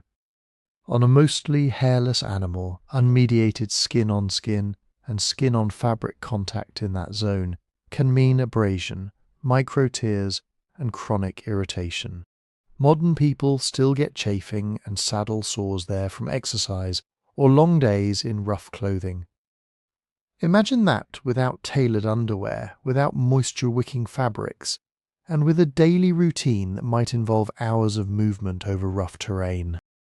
A patch of dense, curly hair changes that geometry, just like it does in the armpit, but now in an even more sensitive area. Hairs act as miniature springs and spacers. They keep folds of skin from grinding directly against each other, distribute pressure over a wider area, and take the brunt of the rubbing. Keratin can fray, break, and tangle without bleeding. Skin can't. Curly hair is especially good at this job. Instead of lying flat like a straight brush, tightly curled pubic hair creates a three-dimensional, springy mat. The mat can compress and rebound as legs move or bodies press together. Some biomechanists have speculated that this springiness helps absorb and spread mechanical forces during intercourse, reducing peak stress on the underlying skin. The data here are sparse, but the idea fits with basic materials science. A flexible, fibrous layer cushions impact better than bare, stretched membrane. Then there's the barrier question. You'll sometimes hear people say that pubic hair is there to protect against infection. That's a plausible direction, but the details are more complicated than a simple shield. Hair doesn't form a solid wall. Microbes and fluids can move through it easily. What it does do is structure how those microbes and fluids behave. Just like in the armpit, pubic regions are populated by a mix of eccrine, sebaceous, and apocrine glands. Secretions from these glands mix with sloughed skin cells and environmental contaminants. A hairless surface tends to get smeared. Liquids form films, spread widely, and transfer quickly between surfaces. A hairy surface causes secretions to bead, cling, and break up into smaller pockets. That changes humidity, drying times, and which microbes thrive where. It also influences how much direct exposure the outer skin gets to whatever is being deposited during sex, defecation, or general environmental muck. Hair can trap particles and droplets away from the actual epidermis, at least temporarily, and give your immune system and everyday washing more time to catch up. When researchers look at the genital microbiome, they see something very similar to the armpit story, an ecosystem, not just a random smear of bacteria. Species composition differs between hairy and shaved regions, between sexes, and across individuals. Some bacteria seem to prefer hairy niches, clinging to shafts and feeding on glandular secretions there. Others dominate smoother skin. We're still in early days of figuring out what this means for infection risk, but it's not crazy to think that a stable hair-supported community might help keep more aggressive pathogens in check. the way gut microbes help defend the intestine. That said, the evidence is mixed and very context-dependent. Shaving or waxing can introduce microcuts and ingrown hairs, which in the short term may increase certain skin infections even as they alter the resident microbiome. On the other hand, in modern sanitary environments with soap, clean water and clothing, long-term differences in serious disease risk between shaved and unshaved people aren't clearly established. Pubic hair as infection armor is probably too strong. Pubic hair as an ecological architect that shapes risk in complicated ways is closer to where the science is. Overlay all that with chemistry and signaling, like the armpits. The groin is rich in apocrine glands, and like armpit hair, pubic hair offers a huge surface area for collecting those oily, protein and fat-rich secretions. Bacteria break them down into volatile compounds. Those compounds then evaporate from the tips of hairs, not just from bare skin. Behavioral experiments that focus on genital and general body odors suggest that human noses can pick up more than we consciously realize. People can sometimes distinguish between men's and women's scents, detect broad hormonal states such as certain phases of the menstrual cycle, or show preferences for the natural smell of partners whose immune genes differ from their own. None of this is as clean or dramatic as pheromone stories in insects, but it points in a familiar direction. Scent carries information relevant to mate choice. Pubic hair, in that context, acts like a low-tech diffuser placed right at the border between individual and partner. During close contact, especially sexual contact, it concentrates and releases a plume of personalized chemistry at the exact time and place when that information is most relevant. In other mammals, specialized genital scents and tufted hairs or glands in the groin are common signaling tools. Humans look like a modified, more subtle version of that pattern, rather than a total exception. The timing of when all this shows up is a big clue. Pubic hair doesn't grow in children. It arrives often quite abruptly at puberty, when sex hormones surge and the reproductive system comes online. That's when apocrine glands in both the armpits and groin begin to function fully. In other words, the body installs the hairy scent handling upgrade right as it becomes fertile. From a life history perspective, that's classic secondary sexual trait behavior. The structure itself, terminal hair in a very specific region, serves both practical functions and acts as a visible, smellable sign that the body has transitioned from juvenile to reproductive status.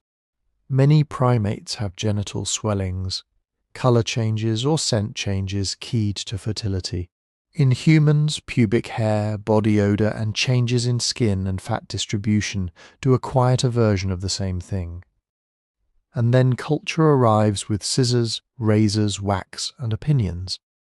Across time and geography, humans have treated pubic hair as everything from sacred to shameful. Some societies have prized full natural growth as a sign of maturity and fertility. Others have promoted partial or complete removal as a marker of cleanliness, class, religious observance, or erotic preference. In the modern world, grooming practices vary wildly, influenced by pornography, fashion, partner expectations, and individual comfort. Biologically, though, the underlying system is still there. Hormones still cue follicles in the groin to switch from fine vellus hair to thick terminal hair at puberty. Glands still secrete, microbial communities still assemble. Whether the final layer of keratin is left intact, closely trimmed, or routinely torn out, says more about culture than about the original evolutionary pressures that built the system.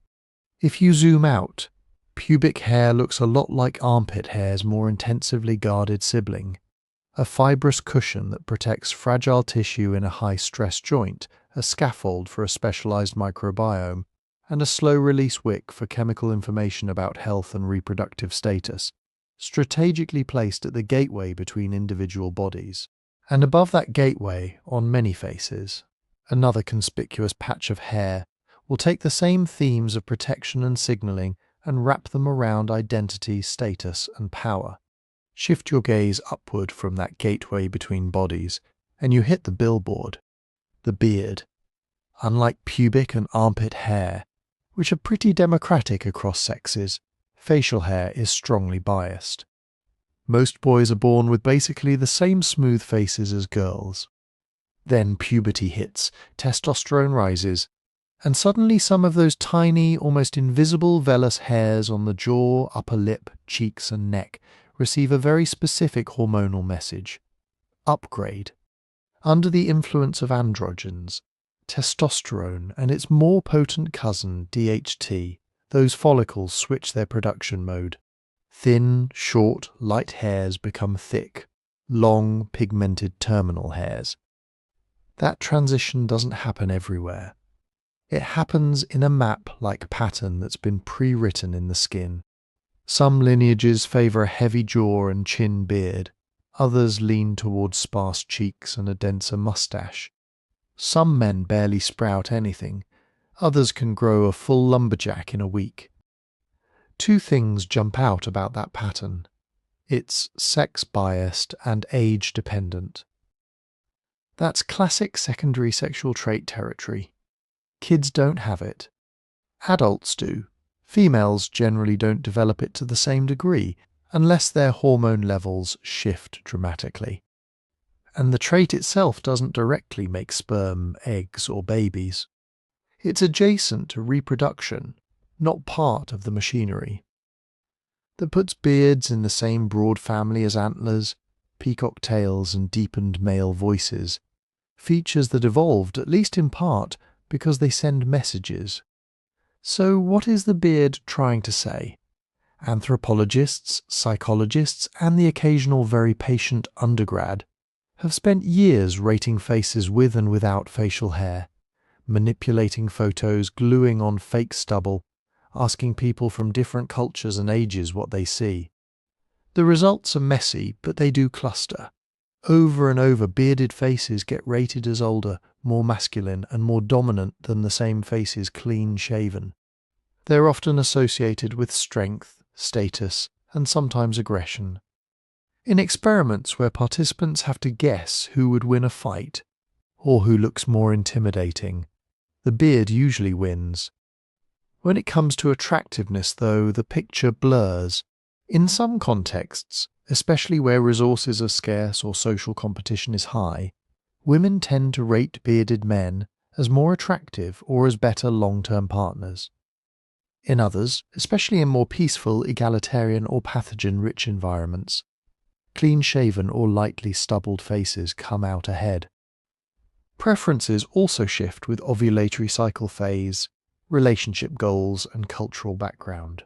So instead of beards are sexy or beards are ugly, the data point toward beards are information. They say, this person is sexually mature, has functioning androgens, and may be relatively dominant or willing to compete. Whether that package is appealing depends on what the environment and the viewer are prioritizing at the moment. Protection, resources and status or warmth, gentleness and cooperative vibes. That signaling role doesn't mean beards do nothing practical. Facial hair can provide some modest physical benefits. Thick beards can buffer the skin from mechanical stress. Think repetitive rubbing from tools, straps, or crude clothing around the jawline. They can cut wind over the cheeks and chin, trapping a thin layer of warmer air against the skin, which might matter in colder or more variable climates. There's some experimental work suggesting that beards can reduce the intensity of direct sunlight hitting the lower face, and may slightly shield against UV, though not nearly as effectively as scalp hair does for the cranium. But when you compare humans to other mammals, the pattern looks less like functional insulation and more like a display. The hair is concentrated on the most visually prominent part of the body, the face. It comes in right at puberty, scales with androgen levels, and can grow to conspicuous lengths far beyond what you'd need, just to keep your chin cozy. That's peacock logic, not winter coat logic. And then culture takes this modest biological signal and turns the volume knob all the way up. Because facial hair can be modified without surgery, shaved, trimmed, braided, dyed, it becomes a perfect canvas for social meaning.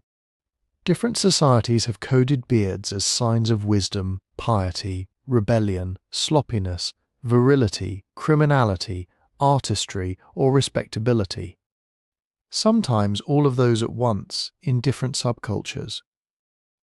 There have been empires where adult men were legally required to grow beards, and others where soldiers were forced to shave them off.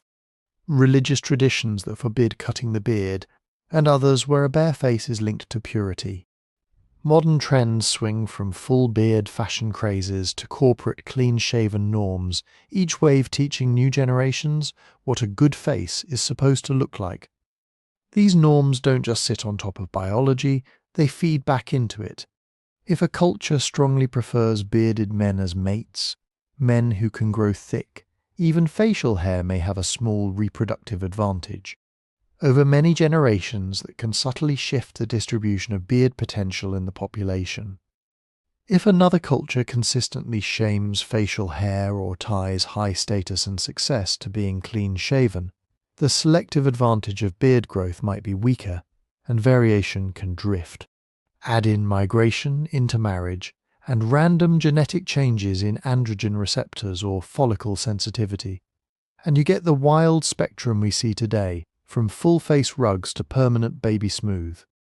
That helps explain why facial hair is both retained and so variable. The underlying machinery, hair follicles on the face that respond to androgens, is ancient and widespread in our lineage. Many primates show sex-biased facial hair patterns. Think of the male mandrel's bright muzzle, or the shaggy cheek flanges of a dominant male orangutan. In us, instead of colour patches or fleshy ornaments, evolution leaned into keratin. The beard became one of several ways to signal male maturity and social qualities in a species that suddenly cared a lot about status and coalition building. At the same time, because beards aren't strictly necessary for survival, natural selection hasn't nailed them down to a single correct form. Modern humans move, mix and invent norms far faster than genes can track. The result is a trait that sits right on the edge between biology and identity, hormonally triggered, ancestrally rooted, but sculpted day to day by razors, fashions, and the stories we tell about what facial hair means. Underneath all that styling, though, the core pattern is simple. The human body, mostly stripped of fur for thermoregulation, kept and even exaggerated hair in places where information mattered at the joints where bodies meet, and on the face where minds read each other. And under the skin, the same genetic levers that shape beards and brows were being rewired in ways that would change hair all over the body. So what exactly got rewired? To answer that, you have to zoom way in, past the beard, past the skin, down to the tiny living machines buried underneath, hair follicles. Every square centimetre of your skin is basically real estate for follicles. Humans still have roughly the same number of hair follicles per unit of skin as a chimpanzee. We didn't suddenly uninstall them. What changed was what those follicles do. 3 variables matter. First, follicle density. How many follicles you have in a given patch of skin. That's the underlying grid. Second, hair thickness and type. Does that follicle make a thin, soft, almost invisible vellus hair, or a thick, pigmented terminal hair, like a scalp hair or beard hair? Third, the growth cycle. How long each hair grows before it stops and falls out, and how fast that cycle repeats. Put those together and you can build almost any coat you want. A dense grid of follicles all running long growth cycles and producing thick terminal hairs. That's a fur coat, same grid, but most follicles set to short cycles and thin vellus output. Now you've got a naked human arm that still technically has hair everywhere. sparse follicles with very long anagen phases and thick shafts. That's scalp hair that can grow halfway down your back. Evolution didn't need a master switch labelled "No More Hair." It just needed to tinker with thousands of these little production units. Under the hood, those tweaks run through a handful of major biological conversations in the skin.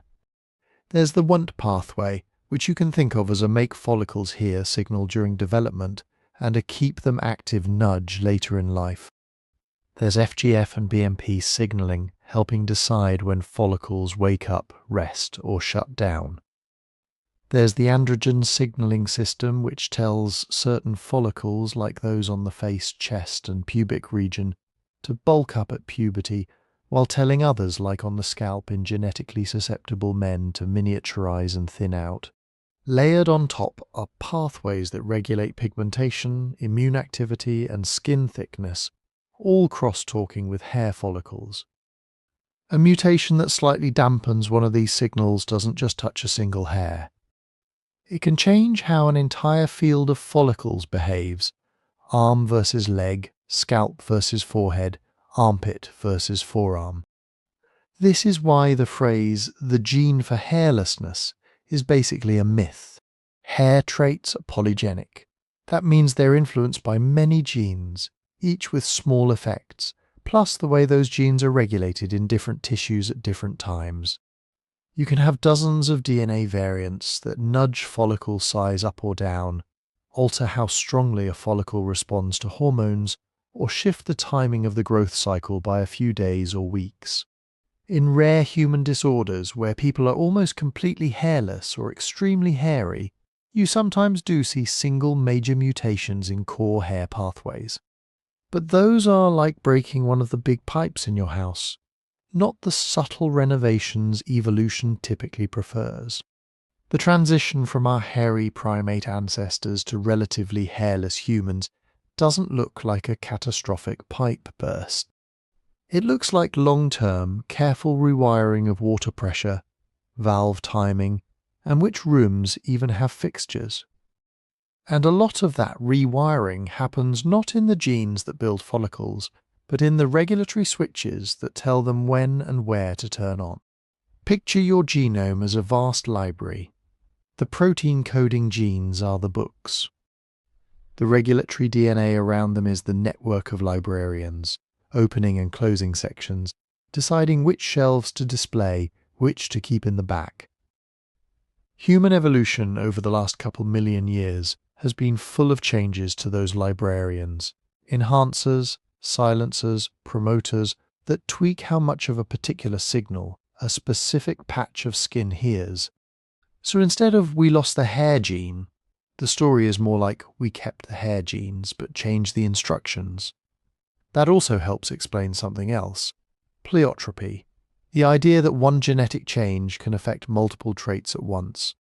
The pathways that govern hair are not working in isolation.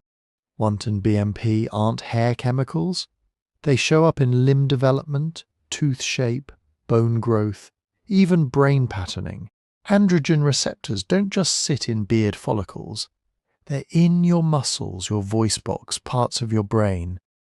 Genes that influence sebaceous glands and sweat glands can affect skin oiliness, odor, and how hospitable your skin is to microbes. That means any evolutionary nudge to our hair program could carry side effects. Dial down body hair. You might also be altering how sweat glands grow or how the skin barrier functions. Make follicles in the armpit more responsive to sex hormones so you get thicker hair at puberty. You also change the local chemistry of sweat and sebum, which shifts how bacteria break them down into scents. Tweak androgen sensitivity to encourage big, showy beards. You might also be influencing muscle mass, aggression tendencies, or risk of male pattern baldness. Natural selection has to navigate these trade-offs. You can't freely sculpt hair without touching skin, glands, and sometimes even behavior. So how do we know any of this actually happened in humans, and isn't just a neat story? This is where modern genomics comes in. Geneticists can't go back and watch our ancestors shedding their fur, but they can scan the genomes of living people and look for fingerprints of past selection. They compare patterns of DNA variation around hair-related genes across different populations. If a region shows unusually low diversity, or a particular variant has become very common very fast, that's a hint that natural selection recently favoured it. They look for selective sweeps, shifts in allele frequencies that are hard to explain by random drift alone. They also compare us to other primates when humans carry specific changes in regulatory regions near hair pathways that chimps and other apes don't, and those changes look like they've been pushed by selection. It suggests those were part of our hair evolution story. But it's never a perfect crime scene reconstruction. Multiple forces, drift, population bottlenecks, migration, can mimic some of the same patterns. And many of the variants we flagged today probably fine-tuned traits like scalp thickness, sweat composition, or local hair density, not fur versus no fur in one giant leap. What the data do support is a broad outline. We didn't become naked apes because one lucky ancestor mutated a magic baldness gene. We stayed packed with follicles, and evolution gradually changed their marching orders, where they form, what type of hair they make, how long they grow, and how strongly they listen to hormones. Along the way, the same genetic levers that trimmed our coat also reshaped our skin, sweat, scent, and even aspects of our social signalling. Which brings us to an interesting comparison. If our genomes are still full of hair instructions, what actually makes us different from our furrier cousins? To answer that, you have to set human skin side by side with primate skin and ask a deceptively simple question: what's really the same and what's fundamentally changed? If you just glance at us and a chimpanzee, the answer seems obvious. They're furry, we're not, case closed. But if you shrink yourself down to follicle scale, the picture flips. Measured per square centimetre, human skin actually carries a follicle density surprisingly close to that of chimpanzees and many other primates. In other words, in terms of how many little hair factories did you install, we're not the naked outliers we look like. We're within the primate norm. What changed is what those factories make. On a chimp's forearm, most follicles are pumping out thick, pigmented terminal hairs with relatively synchronized growth. The result is a coherent coat, a layer of hair that overlaps, traps air, and acts like insulation. On your forearm, the follicles are mostly making vellus hairs. They're short, they're fine, they're often unpigmented. You need strong side lighting or a magnifying glass to even see them. So the big obvious difference between hairy and not hairy isn't that we removed follicles. It's that we swapped terminal for vellus across huge regions of the body and changed how long those hairs are allowed to grow. Thickness is one axis, pigmentation is another. A chimpanzee's body hairs are loaded with melanin, which makes them dark and optically solid. Human vellus hairs have much less pigment. Individually, a vellus hair is almost transparent. Even where we do keep terminal hairs, changes in shaft shape and pigment can dramatically alter the visual effect. Straight, dark chimp fur forms a uniform surface. Curly human scalp hair breaks up light, creates volume and leaves parts of the skin directly exposed. And then there's the growth pattern. Many non-human primates have body hair with relatively synchronized cycles. Hairs in a patch tend to be in similar phases of growth and shedding, which maintains a stable coat thickness over time. Humans pushed our body hair in the opposite direction, short anagon phases, lots of miniaturized shafts, and a more mosaic pattern of cycling mean we don't get a thick, even covering. We get a kind of permanent after-the-molt look on most of our body, while scalp hair runs absurdly long cycles that no wild primate would tolerate on its torso. These microscopic tweaks change how heat moves, how skin interacts with the outside world, and how we look to one another. But they also tell you something important. Evolution didn't rebuild human skin from scratch. It mostly repurposed an existing primate template. The comparisons get more interesting when you add behavior. Among primates, fur isn't just insulation, it's also a social and hygienic project. Many species spend hours each day grooming each other's coats, combing through the fur, removing ticks and lice, eating dead skin. This isn't just spa day, it's parasite control, it's tension management. It's alliance building. A thick coat plus high parasite load makes grooming a powerful force in social life. If your survival and reproductive success partly depend on having reliable grooming partners, natural selection will tune behavior, brain circuits, and even fur characteristics around that reality. Humans changed the equation. Once we committed to high sweat production, more time in open, hot habitats, and eventually clothing, the cost-benefit balance for fur shifted. Dense hair traps, ectoparasites. Sparse, short hair makes it harder for them to hide, easier to spot, and much easier to kill with tools, washing, or even controlled fire. You can outsource what other primates do with fingers and teeth to water, ash, and combs. That doesn't mean we left grooming behind. We still touch, braid, shave, and style hair. We still pick at each other's skin, but the centre of gravity moved.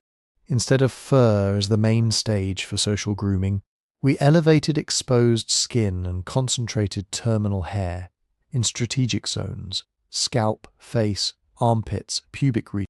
Less fur, more targeted signals. Chimps and other apes also give us a developmental clue. Primate infants are often born with coats that look different from adults. Some monkeys come with contrasty baby patterns that fade as they age. Even in apes you can see shifts. Baby chimps have softer, somewhat different hair textures and facial patterns than adults, and they transition as they mature and change social roles.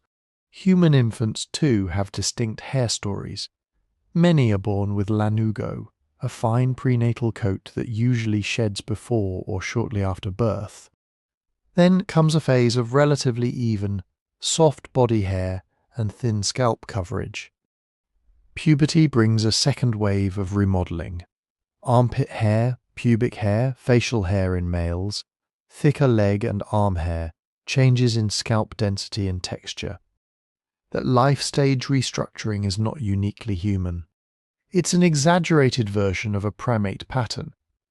The difference is how we've reassigned which follicles join the adult program and what they produce when they do. In a macaque, adulthood might mean reinforcing an all-over coat and adding bright colour patches. In us, it means turning very specific regions into hair and scent billboards against an otherwise relatively bare canvas. So, what do these primate comparisons actually tell us? They highlight continuities. Follicle density is conserved. The molecular toolkit is conserved. Developmental staging, baby coat versus adult distribution, is conserved. The raw materials for fur and for nakedness were already sitting in the primate genome. They also reveal leverage points. Tiny shifts in shaft thickness, pigment, and growth timing can swing a body from fully furred to apparently bare without changing the underlying grid.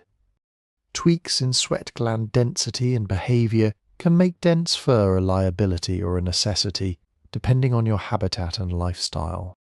Where comparisons can mislead is when we assume a straight line. It's tempting to look at chimps and say, humans just lost what they have. But chimpanzees aren't living fossils.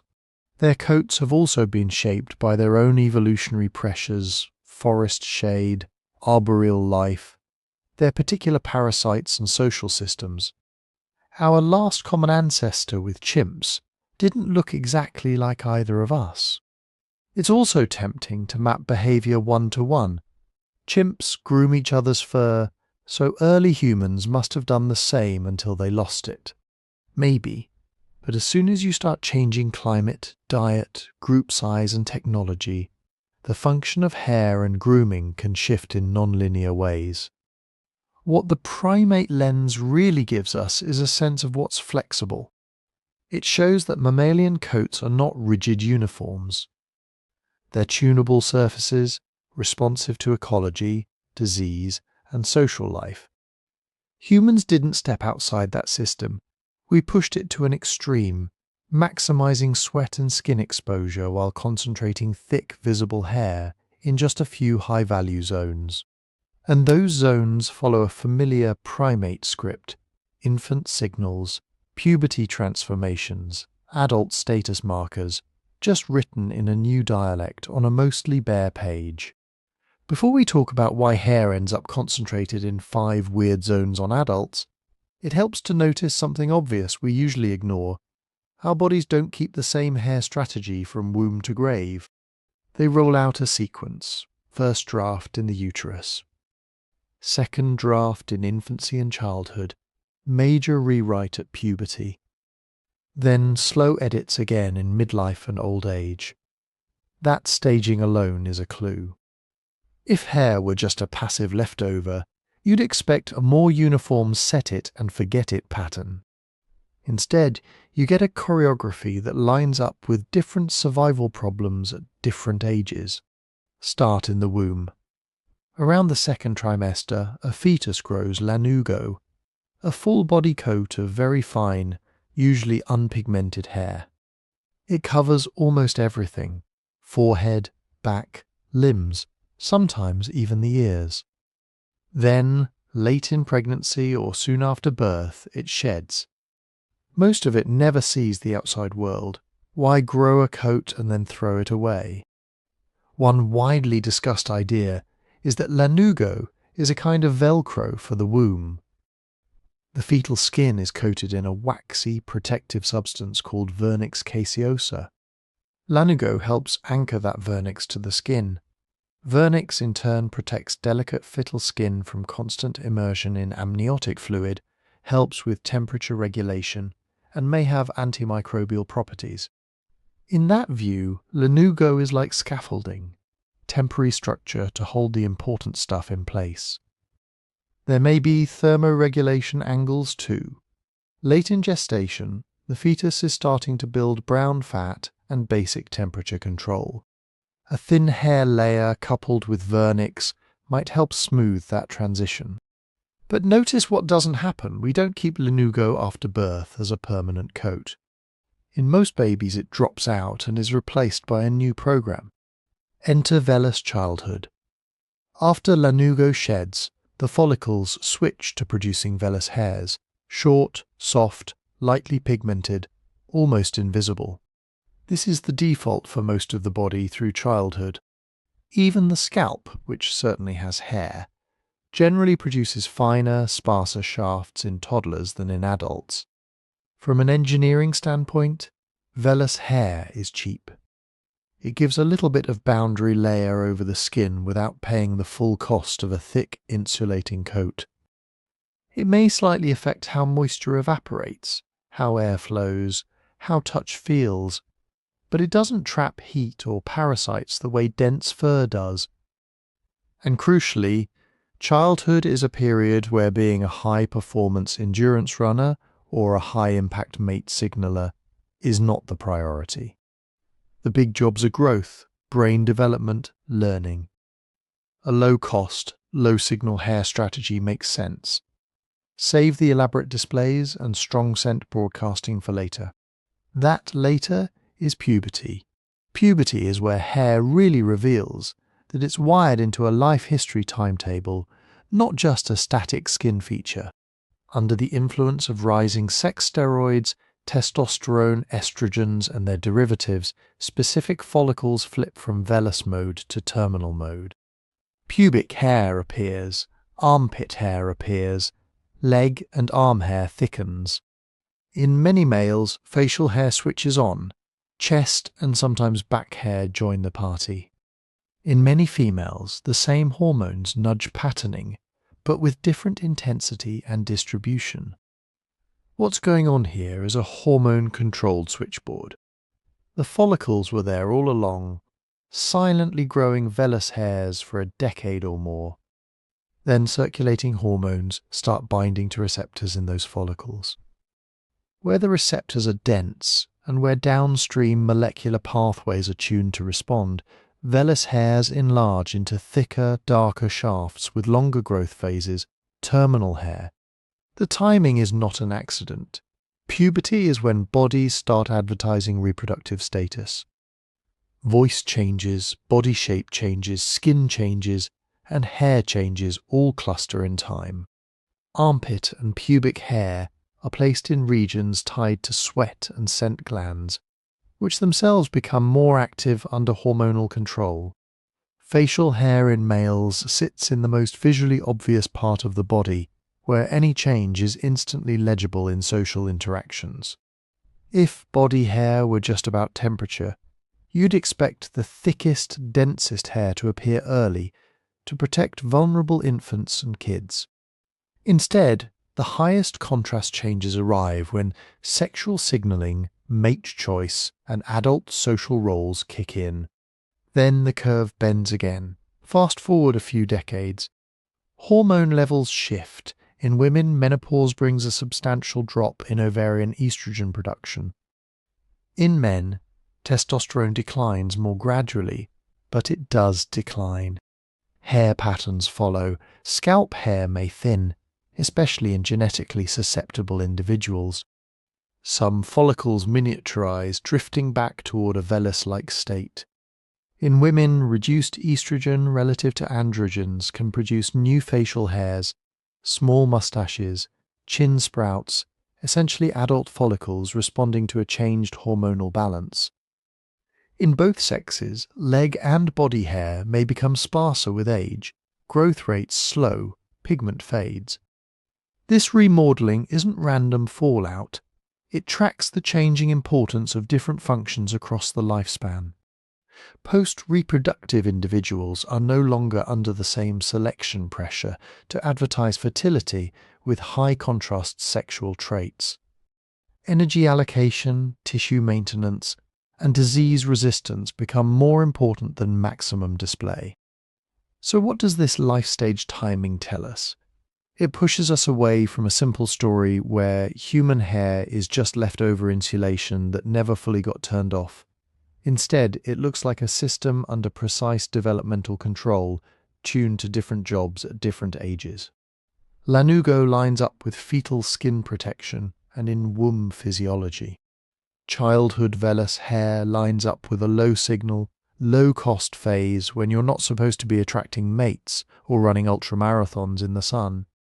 Puberty flips selective patches of follicles into terminal mode, exactly when sexual signaling, scent communication, and adult identity formation start to matter. Aging and menopause adjust the pattern again as reproduction winds down and other priorities rise. Some of these changes could be byproducts of deeper endocrine shifts.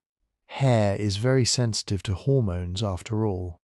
But the fact that follicles in specific regions reliably wait for puberty, reliably respond differently in males and females, and reliably change once more late in life suggests that at least part of the pattern has been under direct selection.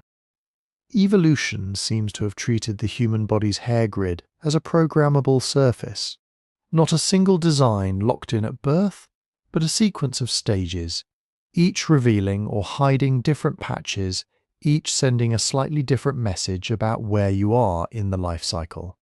And once you notice that, the question of why hair is concentrated in just a handful of adult zones stops being a purely anatomical puzzle. It becomes a story about timing, about signaling, and about how our ancestors' survival depended not just on what their bodies looked like, but on when those bodies changed. Once hair starts showing up on a schedule, another question sneaks in. Who exactly was that schedule for? Because once you have visible differences at puberty, and once you have brains that notice and care about appearances, you've created a new kind of selection pressure that doesn't come from predators, parasites, or climate. It comes from each other, Biologists call this sexual selection. It's the branch of evolution that runs through mate choice and competition. Natural selection asks, can you survive long enough to reproduce? Sexual selection asks, can you actually get someone to reproduce with you? Those aren't always the same problem. In fact, they often pull in opposite directions. Peacocks are the classic example. A peacock's tail is a liability in almost every practical sense.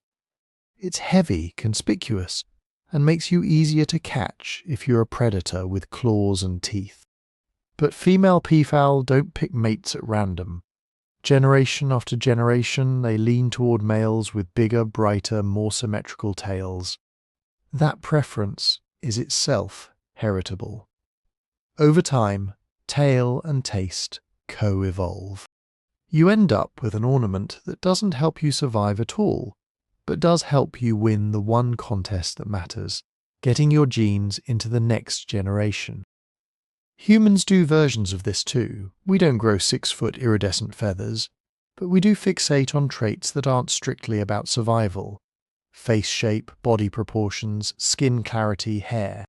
Once hair ceases to be a uniform fur coat and becomes a set of strategic patches, it becomes eligible to play in the aesthetic arena. Take scalp hair. We're the only primate that reliably grows head hair long enough to reach mid-back or beyond if you never cut it. That's odd. From a pure thermoregulation or parasite point of view, you'd expect a modest cap, not a potentially meter-long fibre factory. One idea is that the length and quality of scalp hair became an honest, if imperfect, signal. Growing thick, glossy, pigment-rich hair and keeping it that way takes protein, micronutrients, and a reasonably healthy endocrine system. It's also slow.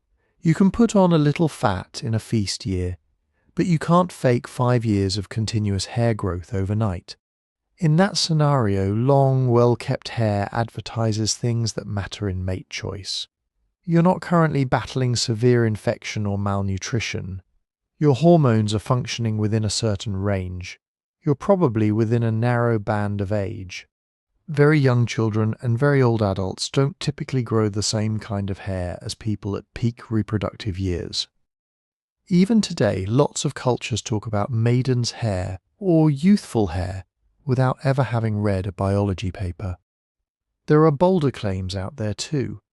Some researchers have suggested that different textures and colours of hair may have served as identity markers once humans spread into diverse environments. A quick visual tag for kin groups, or a way to reinforce status and group boundaries.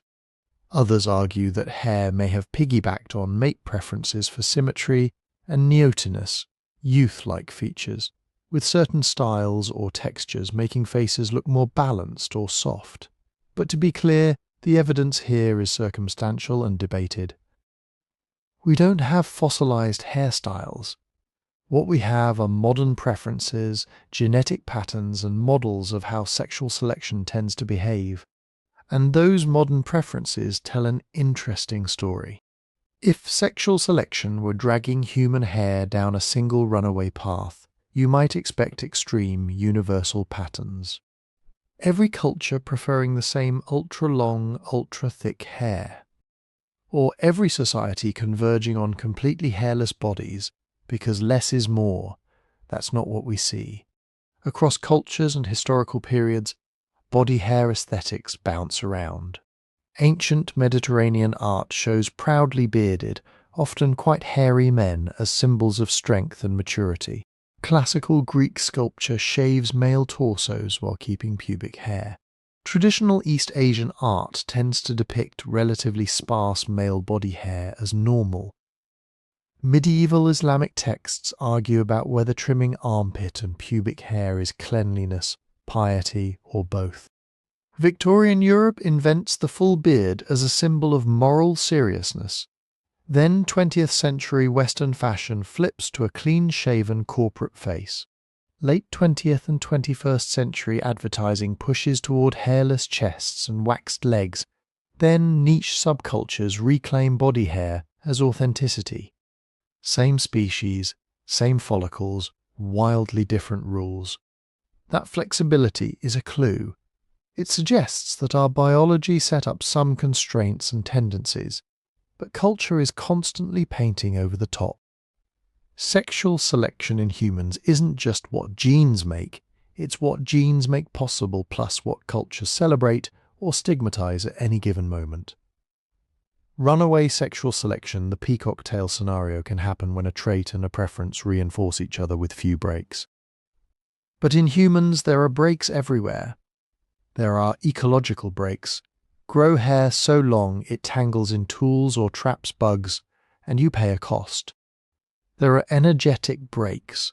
Producing massive amounts of keratin is metabolically expensive when you also need big brains and long childhoods. There are social breaks. If a fashion or ornament becomes too costly, or marks you out as an easy target or a non-contributor, group-level pressures can push back. On top of that, we don't just evolve traits. We evolve behaviors that modify those traits. Grooming is one of the big ones. We cut, braid, oil, dye, shave, pluck, and decorate hair. That means some of the signaling work can shift from the raw biology to cultural technology. If you can fake the look of thick, glossy hair with oils, extensions, or styling, the selection pressure on follicles themselves can relax.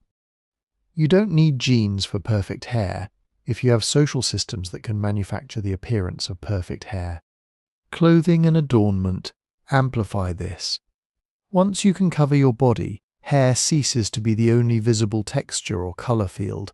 Scarves, hats, beads, tattoos, piercings, these provide new channels for status and attractiveness signals. A lot of what peacocks do with their tails, humans do with outfits and haircuts. The underlying hair distribution stays within a moderate range because culture can produce the extremes on demand. This sets up a tug-of-war between runaway selection and stabilizing forces. Preferences may push in the direction of slightly longer, slightly glossier, slightly less patchy, but functional constraints, disease risk, and cultural workarounds keep the system from going off the rails. You end up with scalp hair that can grow impressively long but doesn't have to, facial hair that can be grown or removed, body hair dense enough to be modified by fashion, but sparse enough not to recreate a full fur coat. In that light, the 5 places we keep hair start to look less like a random leftover map and more like a compromise. Enough scalp hair to protect and maybe advertise. Enough brow and lash hair to guard eyes without blocking vision. Enough armpit and pubic hair to trap scent and mark sexual maturity. Enough facial hair potential in males to carry social and mate choice signals, but all of it living in a world where scissors, razors, braids and styles can turn up the volume or mute it, depending on what a particular culture decides is beautiful. Sexual selection didn't design that system alone. It layered its preferences on top of thermoregulation, parasite defense, and developmental timing. To see how that broader argument plays out, we have to look at one of the strangest ideas ever proposed to explain our nakedness. The claim that we once lived, at least partly, like aquatic mammals. The aquatic ape idea comes in a bunch of versions, but they all circle the same basic story. At some point in our evolution, the argument goes, our ancestors spent a lot more time in and around water than most apes do now. Not necessarily as full-time dolphins with thumbs, but as shoreline foragers, waders, divers. Long enough and intensively enough that the water itself shaped our bodies. Once you look for it, you can see why that story hooks people. Humans are weird primates. We're mostly hairless. We have a thick layer of subcutaneous fat under the skin, more like a seal than a chimp. Human babies have a strong diving reflex, hold their breath, slow their heart rate when submerged. We're excellent swimmers compared to other apes, and some populations like the Bajau sea nomads have insane free diving abilities. On top of that, We like coastal environments. Some of the richest archaeological sites for early Homo are near lakes and shorelines. The aquatic or semi-aquatic hypothesis strings all of that into a single narrative. Maybe we lost most of our body hair, not just for running in the savannah, but because fur is drag in the water, traps cold, and is less useful when you're swimming or wading a lot. Maybe our fat distribution is insulation for cool water. Maybe even the shape of the human nose, the curve of the lower back, and our tendency to walk upright are partly aquatic adaptations. It's an elegant picture, the ocean as a sculptor, etching naked, fat, bipedal, big-brained primate into the shoreline. But when you start asking testable questions, the water gets muddy. Take hair. Aquatic mammals that actually live in cold water full-time tend to go one of two ways. Either they keep very dense fur with special insulating properties like otters, or they lose hair and become smooth, but also stack on huge amounts of blubber like whales and seals. Humans are in a strange middle ground. We're hairless compared to chimps. Yes, but we're nowhere near as insulated as a seal, and we're not adapted to hours of immersion in cold water. A thin human with no wetsuit gets hypothermia fast. And when you look at timing, things get trickier. Genetic and fossil evidence suggests major hair reduction and dark skin pigmentation were already well established more than 1 million years ago in hominins living mostly in hot, open environments. We do see evidence that early Homo used rivers, lakes and coasts, but nothing like the anatomy of a dedicated aquatic mammal appears in the bones. Then there's fat. Human subcutaneous fat is often sold as an aquatic trait, but you don't need water to explain it. Long-distance running and foraging in hot, variable climates reward energy storage. Big brains reward reliable fuel reserves. Pregnancy and long childhoods reward having a buffer against famine. You can get thick underskin fat from those pressures alone. You don't have to wade for it. What about the diving reflex and our comfort in water? All mammals have some version of the dive response. Ours is pronounced in infants, but that doesn't automatically prove an aquatic past. It might just be the standard mammalian emergency toolkit, plus a nervous system that stays plastic longer. And while some human groups have spectacular diving adaptations, those are very recent, very local, and look exactly like rapid culture-driven selection, comparable to high-altitude adaptation in Tibetans and Andeans, not a deep ancestral blueprint. So the aquatic narrative appeals because it promises one big tidy answer: the sea did it. But the evidence lines up better with a messier picture. We were always a flexible, opportunistic ape. Rivers, lakes, shorelines, savannas, woodlands. Our ancestors touched all of them. Water was one factor among many, not the sole architect. And the aquatic idea is only one of several big stories people have tried to wrap around our nakedness. There's the neoteny angle, the claim that humans are juvenilized apes, keeping baby traits into adulthood. Baby chimps and macaques are relatively hairless on the face, and sometimes on parts of the body. Maybe, the argument goes, we dialed that up across the whole body. Neoteny can explain a lot about human evolution. Our flat faces, big brains, long learning periods. It probably plays some role in our hair distribution too. But again, timing and pattern matter. We didn't just stay baby-like everywhere. We lost hair in some places and kept or exaggerated it in others, like the scalp and armpits. That's not a simple stuck-in-childhood story. Then you have social signaling theories. These suggest that once we'd lost enough hair for skin to show, bare skin itself became a communication canvas. You can see blushing, pallor, scars, muscles, pregnancy. Hair kept at key patches, pubis, armpits, face marks, Sexual maturity, sex, and maybe group identity. Couple that with thermoregulation, parasites, and life history, and you get hybrids. We shed fur to cool down and dodge lice. Then sexual selection and social rules fine-tuned where hair stayed or got emphasized. All of these alternatives share a weakness with the aquatic story if you treat them as standalone explanations. None of them, by itself, cleanly predicts the exact pattern we see today: thick scalp hair, robust pubic and armpit hair, brows and lashes, male-biased facial hair, and relatively sparse coverage everywhere else. So how do you judge whether a theory is actually doing useful work? Biologists tend to use a few basic checkpoints: explanatory power. Does the idea account for multiple independent facts at once? Distribution of hair, timing in the fossil record, genetics, comparative anatomy with other primates, and do it without endless ad hoc add-ons. Testability. Does it make predictions you can check with data? For example, if hair loss was mainly aquatic, you'd expect clear, correlated changes in bones and inner ears, or in genes known to be under selection in diving mammals. If it's mainly parasite-driven, you'd expect specific genetic changes in immune and skin barrier genes at certain times. Consistency with timelines. Does the theory line up with when things actually happened?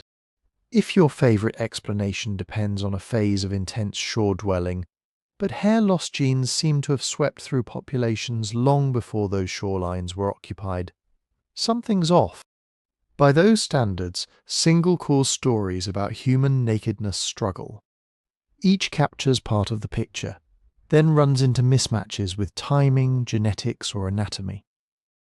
The pattern that fits best with what we know now is less cinematic but more realistic. Hair loss and hair retention look like the product of overlapping pressures that hit at different times and intensities.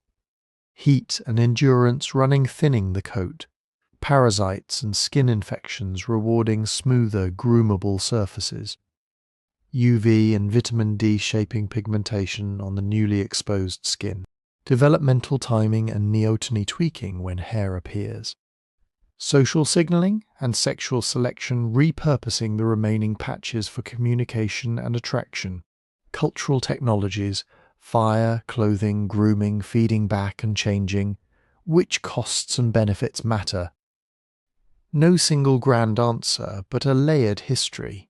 The 5 places we kept hair aren't the signature of one dramatic episode in a lake or on a savanna.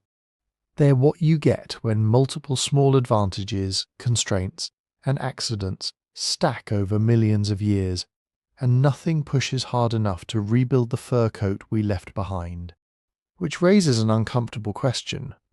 If hair has so many uses, why didn't we keep more of it anyway? What were the costs of fur so high that evolution kept paying the price of bare skin? To see why, you have to flip the question. Instead of asking, why lose hair?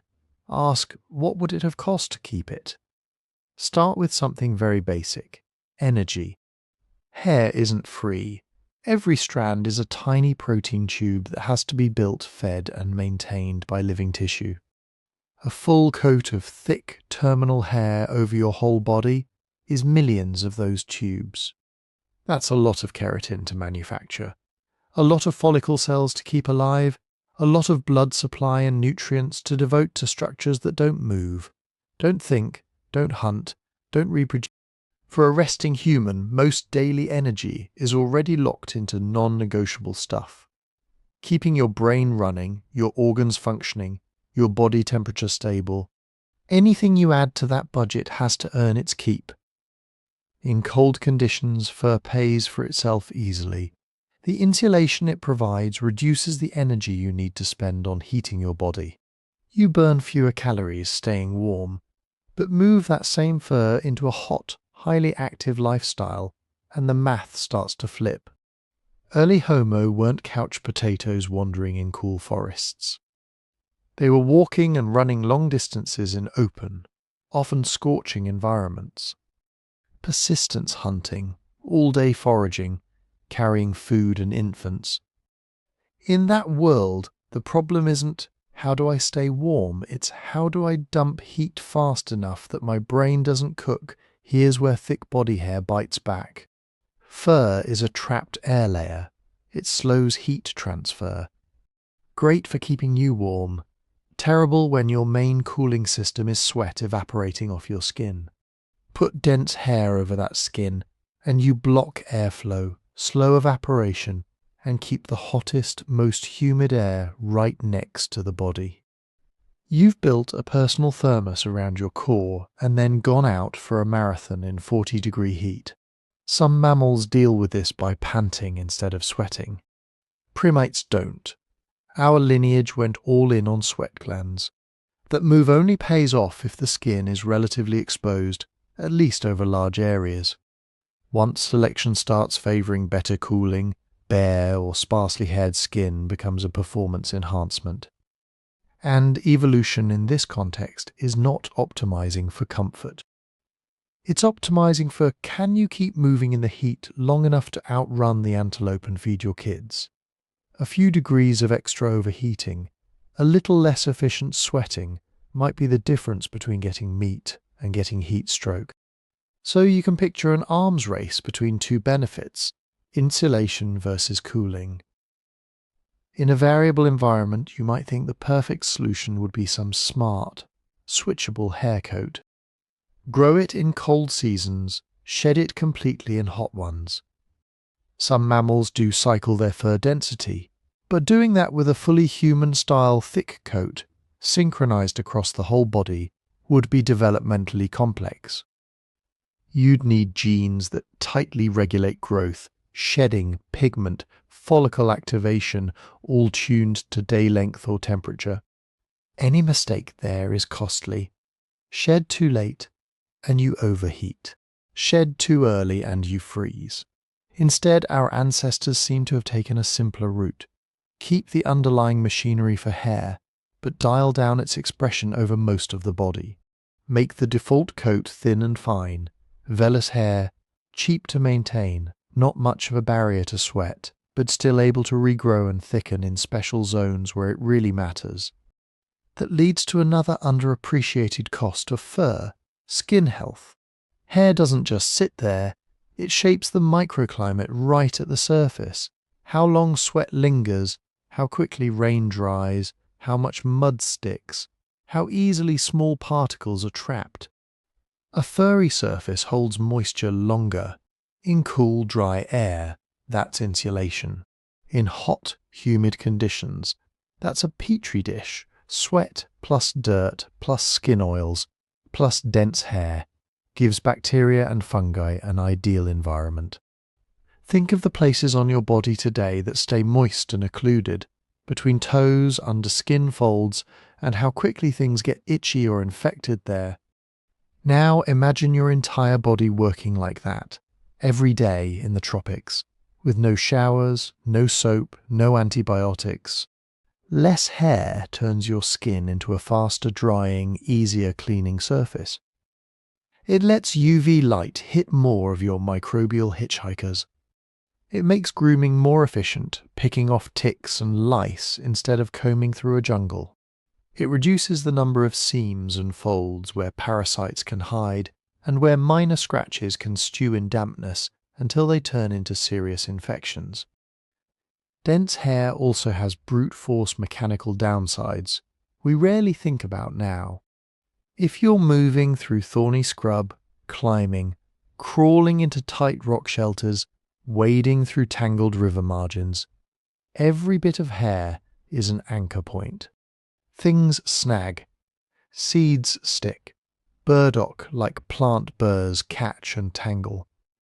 In a world without scissors, that means matted patches pulling on skin, painful tangles in high friction zones, increased risk of tearing when something grabs hold. Fur is also a mobile home for parasites. Fleas, ticks, mites, lice, they all love dense hair. It gives them cover, humidity, and proximity to blood. A lighter coat doesn't magically remove parasites, but it makes it easier to see them, feel them, groom them away, or shake them off.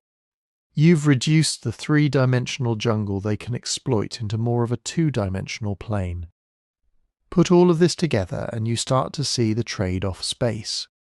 A full fur coat in a hot, active, parasite-rich, infection-heavy environment brings higher energetic costs for hair production and maintenance, higher overheating risk, especially for an animal that sweats, higher risk of persistent damp patches and skin infections, more surface area for parasites to hide and feed, more mechanical snagging, matting, and drag in rough terrain. Against that, fur offers insulation in cold, perhaps some protection from minor cuts and sun, and a platform for visual signalling, things our lineage eventually got from other sources. Fat, clothing, behavior, pigmentation, and targeted hair patches. And evolution doesn't sit down with a list of engineering specs and design the best of both worlds system. It nudges populations along whatever path gives a net reproductive advantage right now, given the genes already in circulation and the environments currently killing children before they grow up. That's what evolution as compromise really means. We didn't end up with the ideal coat for every possible climate. We ended up with a skin hair package that was good enough for long-distance foraging and hunting in hot, variable conditions, good enough for managing parasites and infections, good enough to build culture and technology on top of. Thick scalp hair stays because it protects a heat-sensitive, sun-exposed brain case with comparatively low downsides. Armpit and pubic hair stay because their local benefits to friction, scent and protection outweigh the costs. Brows and lashes stay because they keep sweat and dust out of eyes. Facial hair in males gets co-opted for signalling. Everywhere else, the balance tips the other way. The coat thins, the sweat glands take over, and bare skin becomes the platform. Could evolution in principle have landed on a different compromise? Sure. Given different starting conditions, different climates, different pathogens, our lineage might have kept more fur, or lost even more. But with the cards we were dealt, the path that actually got walked led to the patchwork we wear now. And that patchwork still isn't fixed. Some humans today are much hairier than others, which tells us the story of our 5 places isn't just ancient history, it's still being written in living genomes.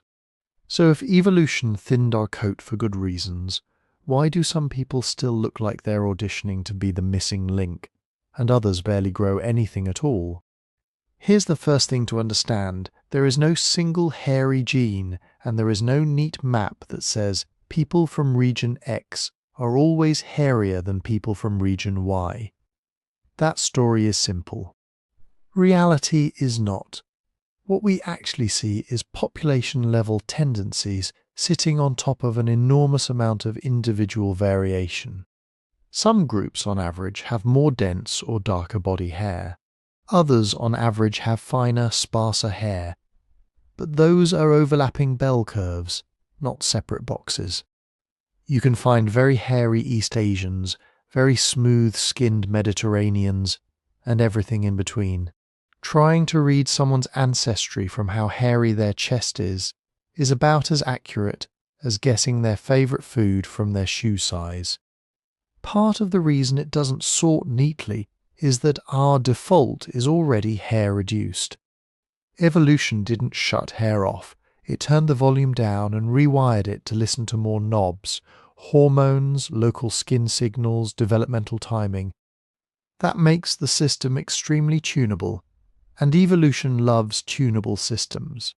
Start with hormones, most of the thick, dark terminal hair that shows up after puberty, beards, chest hair, some back hair, thicker pubic and armpit hair is under the influence of androgens, especially testosterone and its more potent cousin DHT.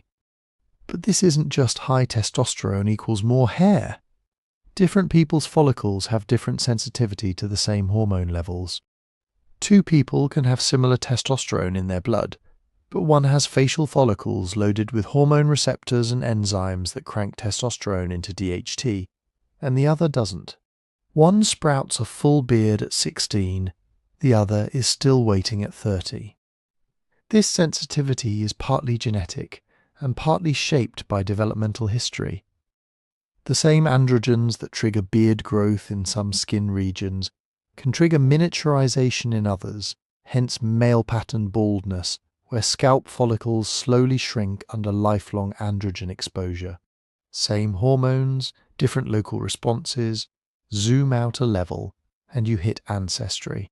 Populations have slightly different mixes of gene variants affecting hair traits, how easily follicles switch from vellus to terminal hair, how fast hair grows, how curly it is, how much melanin it packs in. These variants have drifted, been selected and recombined over tens of thousands of years. But hair traits are polygenic, shaped by many genes, each nudging the system a bit. No single variant controls body hairiness. You inherit a grab bag of small influences from all your ancestors. That's why siblings with the same broad ancestry can still differ wildly, one with a rug for a chest, one with almost nothing. Then layer in environment and culture. Your genes define what's possible. Your environment and behavior help decide what actually shows up and what anyone ever sees. Nutrition and health in childhood influence hormone levels, which influence how follicles develop and how responsive they become. Extreme stress, severe illness, or rapid weight loss can push follicles into resting phases or shedding phases. Some endocrine-disrupting chemicals may also alter hair growth patterns, though the details are still being worked out. Culture adds another feedback loop.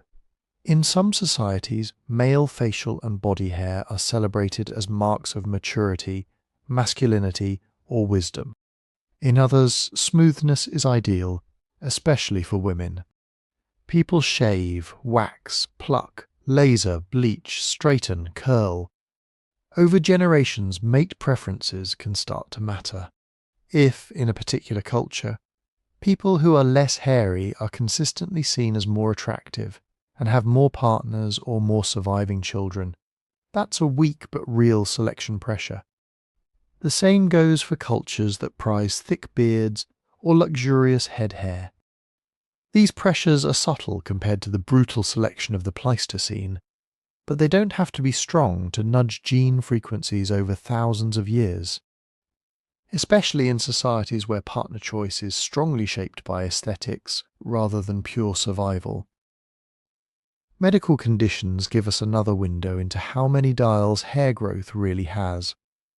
Take hypertrichosis, very rare conditions where people grow hair in places or densities that look almost wolf-like, or hirsutism in women, where androgen-sensitive areas grow more terminal hair than is typical.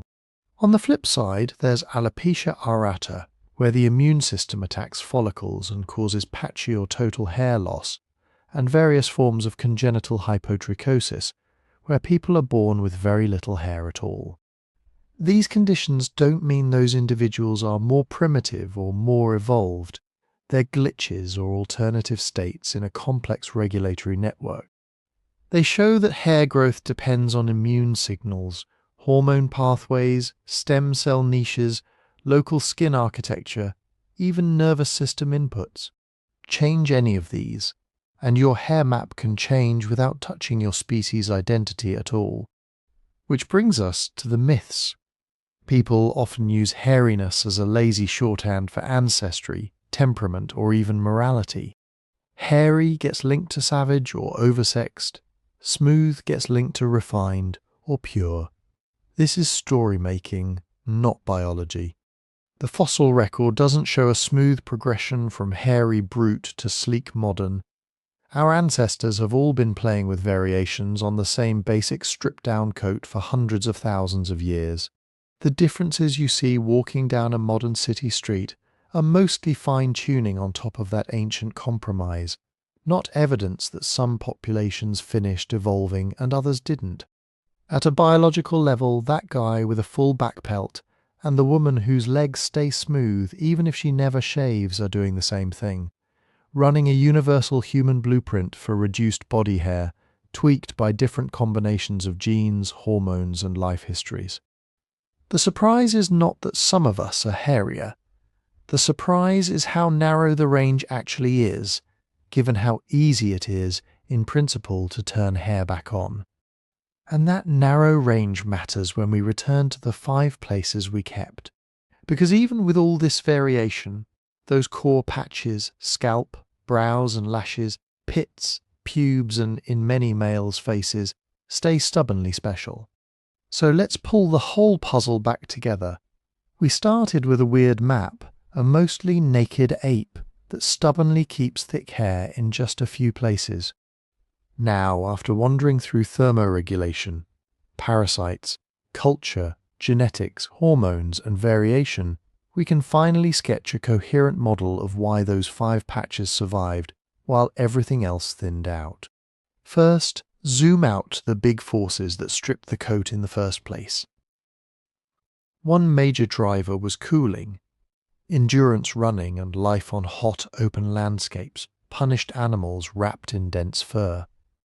A mostly bare skin with millions of eccrine sweat glands is an air conditioning system no other primate has. But that same system is fragile. Sweat only helps if it can evaporate. Too much hair blocks airflow and traps heat. So, across most of the body there was relentless pressure to trade fur for a high-efficiency cooling surface. At the same time, parasites and pathogens were waging their own quiet war. Fleas, lice, ticks, mites, skin-boring flies, all of them love dense, warm fur. On a savanna full of carcasses, excrement, and standing water, parasite-borne disease could easily be a bigger killer than lions. A smoother, less hairy body makes it harder for parasites to hide, and easier to groom them off or spot them on each other. Less fur is basically less habitat for tiny bloodsuckers. Then culture showed up and rewrote the rules again. Once our ancestors started wrapping themselves in animal skins and eventually weaving plant fibers, natural fur wasn't the only way to stay warm or protect skin. Fire added another layer. You can survive cold nights and cold seasons without evolving a thick seasonal coat. Clothing, shelter, and controlled fire insulated us from the climate, and that weakened some of the old pressures that maintained full-body hair. So heat, parasites, culture, none of those is enough on its own, but together they explain why hair everywhere stopped being a good deal. Now ask a different question. Given all that pressure to lose hair, why did these particular 5 regions keep it? Look at where they sit. They're not random, they're almost all boundaries, crossroads, or high-stress zones. Start with the scalp. It's the sun-facing top of the body, wrapped around the most energy-hungry, heat-sensitive organ we have, the brain. Strip off body fur, move into open, shadeless environments, and suddenly you have a massive overheating problem right where overheating is most dangerous. Thinning the coat on your limbs and torso helps you dump heat from your core. But if your scalp goes bald in a tropical sun, and you don't have a hat, you cook your brain. Dense scalp hair acts like a solar shield. It blocks UV, reduces radiant heat load, and still lets air move through enough that evaporative cooling can happen. It's one place where the benefits of hair, protection from sun and physical injury, clearly outweighed the cooling cost. Eyebrows and eyelashes guard a different boundary, the interface between the world and your eyes.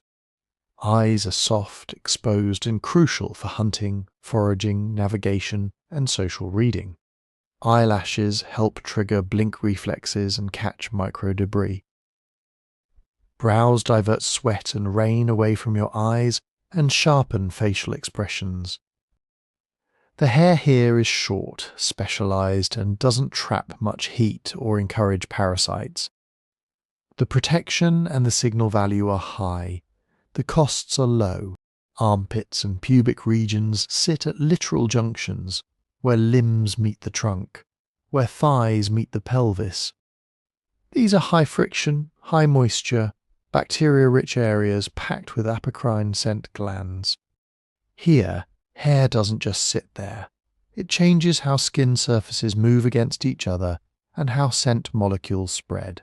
Hair can reduce chafing under the arm and between the legs during long bouts of walking and running. It can wick and diffuse odor compounds out into the air, turning sweat chemistry into a more effective social and sexual signal. These regions also shield delicate skin, blood vessels, and nerve bundles from abrasion and infection. Again, local hair provides mechanical and chemical advantages that the rest of the body doesn't need as badly. Facial hair, especially in males, is different again. It's less about physics, more about information. Once language, complex social structure, and mate choice became central to survival, faces turned into billboards. A beard doesn't protect much, and it certainly doesn't cool you down.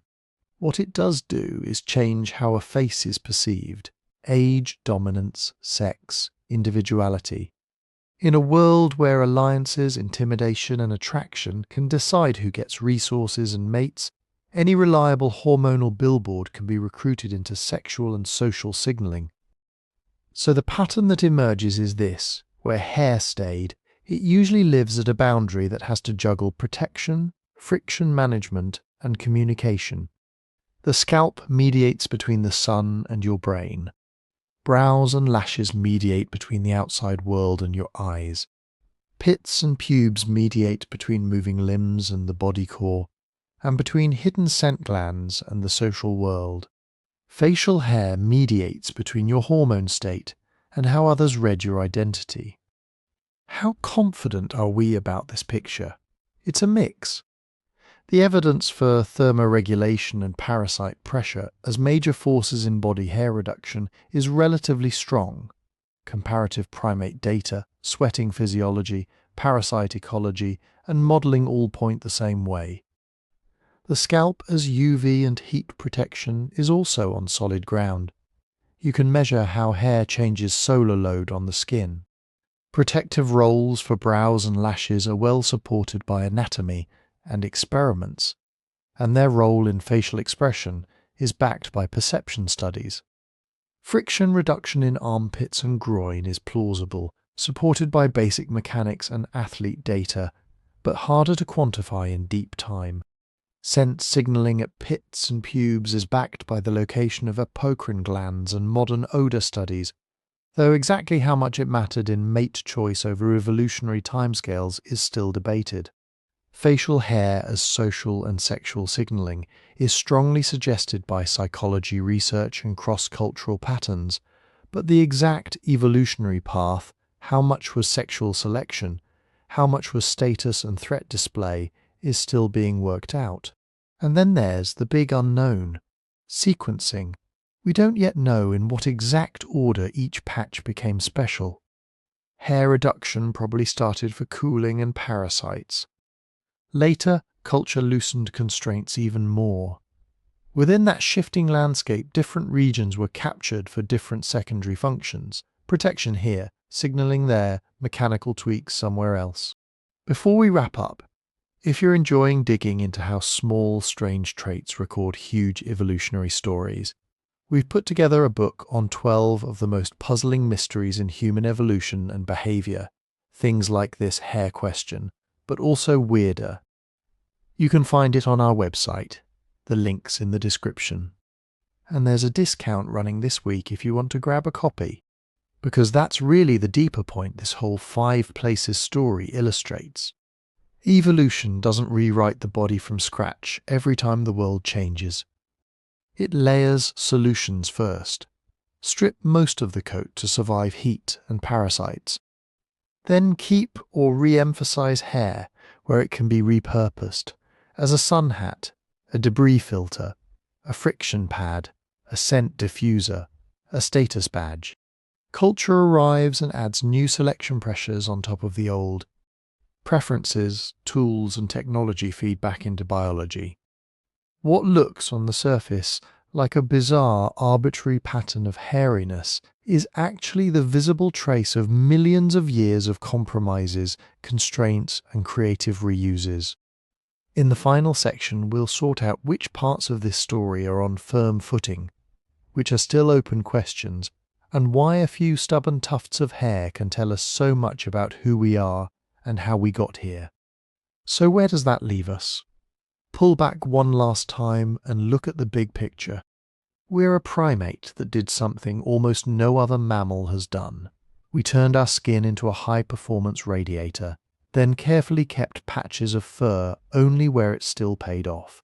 On the what we actually know side, a few pieces are on pretty solid ground. The thermoregulation story is one of them. Humans are extreme sweaters with unusually naked skin and insanely good endurance in heat. Comparative physiology, fossil climate data, and performance experiments all converge on the idea that shedding most of our coat helped us stay cool while moving long distances in hot, open environments. That's not a wild guess. It's basic physics interacting with basic biology. Parasites come in a close second. Dense fur is prime real estate for lice, ticks, and all the diseases they bring. Studies of modern hunter-gatherers, primates, and livestock all show how devastating parasite loads can be. A smoother body is easier to inspect, easier to groom, and harder for bugs to colonize. It doesn't mean no parasites, but it does mean fewer hiding places and faster detection. The third big driver is culture. Once we had fire, clothing, shelters, and eventually complex tools, the old rulebook for fur got rewritten. Instead of evolve a thicker coat, you can sew a thicker coat. That buffer lets selection relax on full-body hair, and even pushes toward less hair if it helps with cooling, hygiene, or social signaling. Taken together, those three pressures make the loss of most body hair look less like a mystery and more like an expected outcome. On the flip side, our explanations for the patches we kept rest on layers of evidence with different degrees of certainty. Scalp hair as protection for a big, hot, sun-exposed brain. That's one of the stronger cases. You can measure UV blockage, radiant heat load, evaporation rates. You can see what happens to bare versus covered heads in the sun. It fits with brain expansion and life on the savanna. Brows and lashes as debris filters and sweat deflectors, plus subtle tools for facial expression. Also well supported. Ophthalmology, biomechanics, and psychology all back that up. Armpit and pubic hair are fuzzier. They sit over apocrine glands. They change friction. They trap and disperse scent molecules. That makes mechanical protection and chemical signaling very plausible. But how crucial those roles were at each stage of our evolution, that's harder to prove. The same goes for beards. There's strong evidence they influence how we perceive dominance, age, and attractiveness. Pinning down exactly how much that shaped long-term gene frequencies is much trickier. And over all of this hangs one more layer of uncertainty: sequence and interaction. Maybe hair loss for cooling started first, then parasite pressure reinforced it. Maybe cultural innovations like clothing accelerated the final stages. Maybe scent signaling at pits and pubes only became really important once we'd already thinned out the rest of the coat. We're looking at overlapping waves of selection, not a neat single cause event. That uncertainty isn't a bug. It's a feature of how science works when you're trying to reconstruct millions of years of history from bones, genes, and a few scraps of ancient skin impressions. We build models that fit the data, test them, argue about them, and slowly tighten the story. But even with those unknowns, one clear framing emerges. We are a sweating, sun-exposed, hypersocial primate that stripped out its ancestral fur coat, then kept hair only where the trade-offs still made sense. Where there was a consistent payoff in protection, mechanics, or communication, hair survived. Where it mostly trapped heat, housed parasites, and got in the way, hair faded. That's why this matters. Those 5 places aren't random leftovers. They're bookmarks. Each tuft is a pointer to a particular struggle: heat, disease, injury, friction, attraction, status. Together they sketch the outline of the environments we lived in, the bodies we built to survive them, and the societies we used to make that survival possible. If you want to dive deeper into puzzles like this, we put together a book on 12 of the strangest, most revealing prehistoric secrets behind ordinary human traits. Hair is just one of them. You can find it on our website. The link's in the description. I'm curious what you think after all this. Which explanation feels strongest to you? The cooling story, the parasite story, the scent signalling story, or something else entirely? And do you buy the idea that culture fed back into our biology here? Let me know in the comments and tell me where you're listening from. Bonus points if you drop the time of day too. If this kind of deep time detective work is your thing, it really helps if you like the video, subscribe and share it with someone who's always wondered why we're mostly naked apes with those 5 stubborn patches of hair.